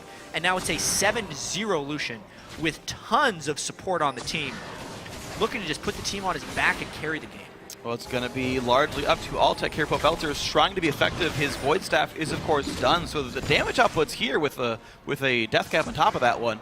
One last item likely to be a Zonius for Popelter. I think it's more likely than Luden's Echo. We haven't seen it yet today, but it could actually fit the bill. It's actually kind of interesting. Altec with the Quicksilver Sash. Yet I almost feel like a Banshee's Veil would be a better item. He's almost getting one-shot by the Orianna, and it's not like he can stop the Vi from ulting him. Wow, Porpoise a bit scary though. Almost gonna get some real damage to this one. The shield though makes it a bit difficult. Wow. They burned Mikhail's Crucible to chase down, but Gragas' bot lane pushing in on the base. He is one of the Dragon 5 wearers, by the way. Pobelter looking to play aggressively. TP is coming in, but the one-shot onto Janna already happened. No shockwave needed. Team 8, 5v4, Pobelter going in for the damage. He knows he's going to die for this one, and that is the kill. Now Slushy's got to be afraid. Pops the Zonias. In goes Porpoise. Looks for Altec. Is it going to be enough damage? Looks like the answer is no. Altec gets the kill on back. It's a 4 versus 3 right now, but Altec feels good. Got him. Wow! Calitros one-shots the poor Lucian. And Avalon now on the way out. Helios will also die. Only Avalon alive versus 4 members of Team 8. How good is Slushy, though, to start that fight? Finishes off Glebe, saves his ultimate, blows up someone else, and it allows Calitros to make the highlight play as Altec tries to assassinate him. Avalon also trying his own for it, but that's an 80 carry up with some minions, 1 person defending, and some decently long death timers. Inhibitor goes to Team 8. Dodo dies to buy some time and keep Avalon out of the game, and it will allow them to take down the first inhibitor. Now, Baron is up, and the respawns are 12 seconds away from Karthus, 25 for the jungle and AD carry. Team 8 can potentially rush back to that in time before the key respawns, though they are missing their own jungler and support. Maybe it peters out for a bit, but this sort of reset on the map might give WinterFox time to claw something back in. And we also have to think of the context and the pressure these guys are under. I mean, this is a 5-9 WinterFox team against a 7-7 Team 8 team, really needing these wins for playoffs and to avoid relegation, and they're both trying to make plays. Glebe was trying to get in range to slow Slushy because they knew they needed to finish him down. He gets blown up. At that point, Pobelter is able to work around Calitros to get in the middle of the fight, but he as well is taken down by Slushy. It's just craziness. Altec is so powerful that all eyes are on him, and he thinks he's untouchable here since there's no barrel. How could Calitros possibly kill him? Well, that way. Just like that. Scimitar completed onto Altec, even more damage, but this Baron is actually probably going the way of Team 8. Well, WinterFox are looking, but Baron will die before they arrive. Whoa, he's in. They Helios comes in, but he's going to drop down almost right away. Lands a one-man stun, dies. Engage for Calitros, blows up one, second one falls. It's a 5v2. This is going to be game for Team 8. They wanted to make a statement. It took them 44 minutes, but they are almost certainly going to win the game right now. There's the ult. Altec falls down. Only Pobelter left alive. And now comes the push to take down inhibitor number 2, and most likely the Nexus. What an unfortunate way for WinterFox to lose this game. They all in a Baron that I feel like they could have been able to defend with their superior team fight, but they play into the skirmish game of Team 8. Helios suicides before the team is ready to follow up on him, and then Team 8 runs them down. Just Pobelter left, not anymore. This is going to be the game freak. Slush takes the black shield, out he goes. Zonius if you have it. All right, no casualties yet for this one. Calitros barely lives actually, but this will be GG. Team 8 improve in the standings. They're currently in the playoffs, and WinterFox have a lot of room to go. Team 8 with their 8th win of the season, moving themselves above 500. Big congratulations to them because that was a battle. They control 5 dragons, they get 2 barons. By the end of it, they're up in the team fights, but they had to deal with Altec, who was on a mission that game to carry. And they did it. Honestly, Slushy's Orianna and Calitros' damage dealer from the top lane. 7-1-3 on Gragas, including some key assassinations throughout the game. Yeah. Grant Team 8 that well-earned victory. And there were still no armor items at all, really, on the front line of Team 8. Azonias for Calitros, that was it. I mean, Altec had the ability to kill anyone he wanted to if he could keep from getting hit. And for 90% of the game, that was the case, but just at the very end there, not enough things that he could dodge. The key assassination you mentioned of Cali Trolls, that was a big deal. Slushy overall, though, looks like the LeBlanc ban not quite enough. LeBlanc and Orianna need to go away from this team if you want Team 8 to not have that mid lane carry pressure, maybe. Maybe giving him a free farm lane with Karthus, not the right way to go about it either. Belter, not with a good game. Slushy feels like the last of a dying breed of Orianna players, but he plays it amazingly well. The patience he has with his shockwaves is very, very impressive. He turns himself into an assassin who also has a bunch of utility. You know, yeah. When he's getting going on that Ori, out-farmed Pobelter throughout that entire game. And like I said, a very hard-fought victory for Team 8 there. Okay, so Team 8, they're sitting at 8-7. They're tied with Gravity. They're one game ahead of Team Liquid. Yep. Again, top 6 for playoffs. They are tied 5th, 6th with Gravity, so the very bottom of that setup right here. Now, the last 3 games for Team 8 to play. Cloud9 tomorrow, CLG next week, both very difficult games, and then Gravity themselves in the last game of the season. I mean, that playoff race is very close. Not to mention the fact that Team Liquid, they always have the potential to be amazing and jump right back in and pull that spot down. So it's getting real close to the line, but we're looking at Team 8 poised to be a playoff team. It's going to be really exciting. I mean, the end of the season is kind of sneaking up on us. We're used to the normal LCS length. Yeah. You know, 11 weeks, 28 games, everyone playing each other 4 times. Yeah. This 18-game season is creating a lot of really close races. Yeah. And I also really love the fact that the season is in a little bit of flux now, even from a champion select perspective. I mean, this game we saw Helios on a Sejuani where he did not look very comfortable. No. And this is something we talked about even at the beginning of the show. Who's going to be able to adapt and use these things well? Because I know Team 8's been practicing a lot of those tanks, as we saw in that feature from Porpoise. Sure. But his Vi in this game, with the combo they had, was what they were comfortable running, and it eventually granted them the victory. Yeah, I want to see if WinterFox can improve themselves. I have yet to see like the Whimsy and Sejuani run up to the point blank ults. They were all max range desperate ones, and you know, I got kited out. So grats, of course, to Team 8, but for now we're going to send it down to Riv, who's standing by on the red side. Thank you very much, gentlemen. As always, fantastic cast on the day. I'm joined by Slushy, the man, on the Blanc, on Orianna, on whoever's about to carry the game for Team 8, and a fantastic job again today. Coming into this game, it was pretty back and forth, but the inventories from you guys said, we're going hard, we're going to buy for damage. Was that kind of the idea from the get-go? The idea was just to farm it out till 6 and then farm and then take our objective was to take the objectives, and they gave us dragon after dragon. And they also gave us the Baron, which got us very far ahead. And with Cali Trolls being able to bring out, obviously, Gragas, he's done it before, but what kind of, comfort does that give to you guys? Do you feel all right that he's playing these? You can kind of just sit back and let him have fun? Honestly, well, we put the champions that Cali wants to try through a trial. And if it works out in scrims, then we can bring it out. All right, you guys got Cloud9 coming up tomorrow, obviously faltering a little bit, but able to find their ways in some spots. How are you feeling about that matchup? Cloud9 will definitely be hard, but we'll work to keep our objective strong and catch them. All right, Slushy, congrats on the win. I do want to give you a second here at your request to honor a recent friend's passing. Please do so. I have a recent friend that passed away, Justin Toyosato. I just want to give a shout out to him because he's always wanted a shout out from when he was around. All right, well, I'm sure he's smiling down on you, especially for the win. Congratulations. Best of luck tomorrow. Now we're going to close out today. Throw it over to the guys at the analyst desk.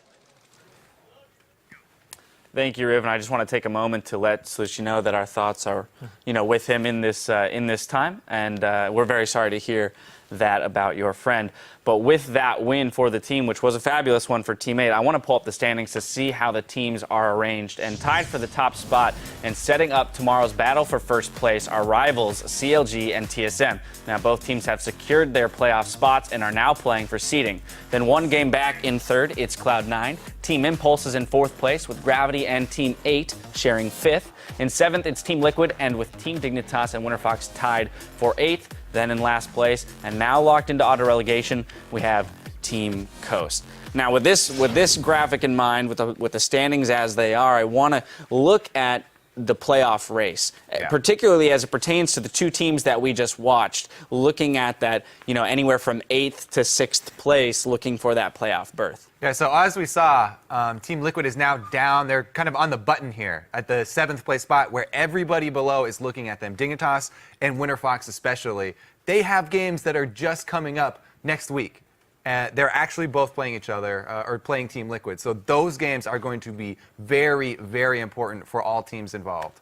Right, they're going to be huge 2-game swings if they manage to take a game off of Team Liquid. And then for Team 8, now they only share that tie with Gravity, right? Yep. So in a sense, you've gotten rid of one of the contenders. I mean, there's still the possibility that Liquid pops back up into that group, but that knowing that you've at least lessened that kind of chase pack into the playoff challenge is got to feel good for them. But it's not going to be an easy road with the matchups that they have coming up. Yeah, they do have Cloud9, CLG, and then Gravity themselves, right? But then Gravity have Dignitas, Cloud9, and Team 8. So they're both playing Cloud9 and each other. It's just one is playing CLG, the other one's playing Dignitas. Dignitas, though, they did actually show a lot of showings today that they can come together as a team if a Zingy is initiating. And with tank junglers back in the meta, I think he has a lot more tools to do that, right? Because he loved things like Fiddlesticks, where he's like, I can jump in and start a fight. He was playing Vi, which he was comfortable on, jump the fight, right?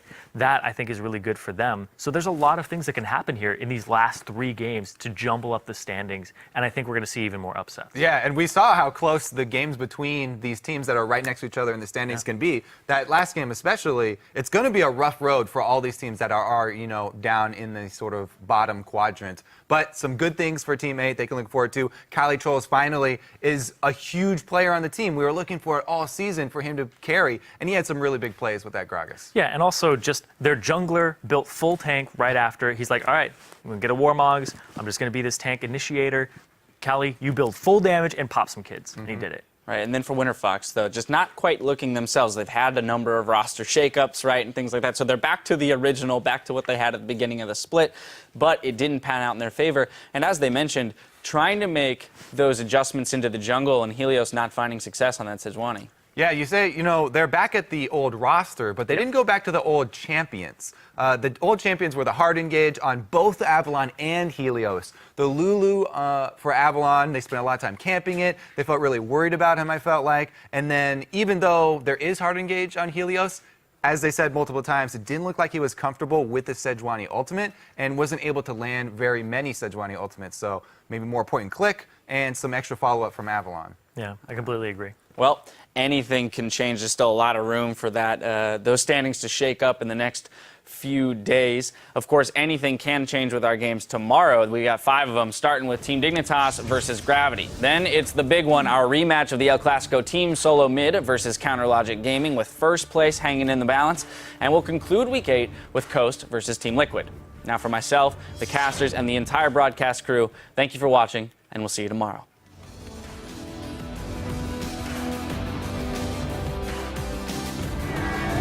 This is a huge game for Coast, needless to say. Loss means the team is locked into auto-relegation. A win means they live to fight another day. Teleports at the same time. Either are stopped, so we're going to get a good one. The Battle Royale in the bottom lane. Impact's going to get blown away on that one. Was it Heaven saving him? The turnaround. One last shot. How deep is Apollo going to go? And it's going to be Impulse taking down Coast. Death charge onto Piglet. It is going to be a deep dive for him. Dominate, making sure that he's healed on the back line. Cloud9 take down Team Liquid. Very risky play by TSM. Santorin is at half HP. Bjergsen down as soon as he comes back. That's going to be the lockdown. Double kill for Cobb. Gravity with a fantastic matchup versus Team Solomid off of Katowice. Come up with a win. Yeah? Are you Cobb? Someone asked if he was Cobb? Yeah. Yeah, they're like, yo, you're high, right? And that's Cop? I was like, yeah, we're done here. Cop's there. Jake, how many times do you burp in a day? Especially into your mic. Dude, here comes Zion on the juke back. He's going to dodge the Q. Shoot through the outplay. He's going to get away from Zion's fight. Yes, he does. The minion throw. Tower. End the game. Charming? Wait, we might have to fight. No, end the game. on. Go on. Nice. That's the game. CLG in 37 minutes. Shields come in time to keep him alive a few more seconds. Double kill from Requiem. It's a 4 versus 3 right now, but all that feels good. Wow, Cali Drones. GG, Team 8 improve in the standings.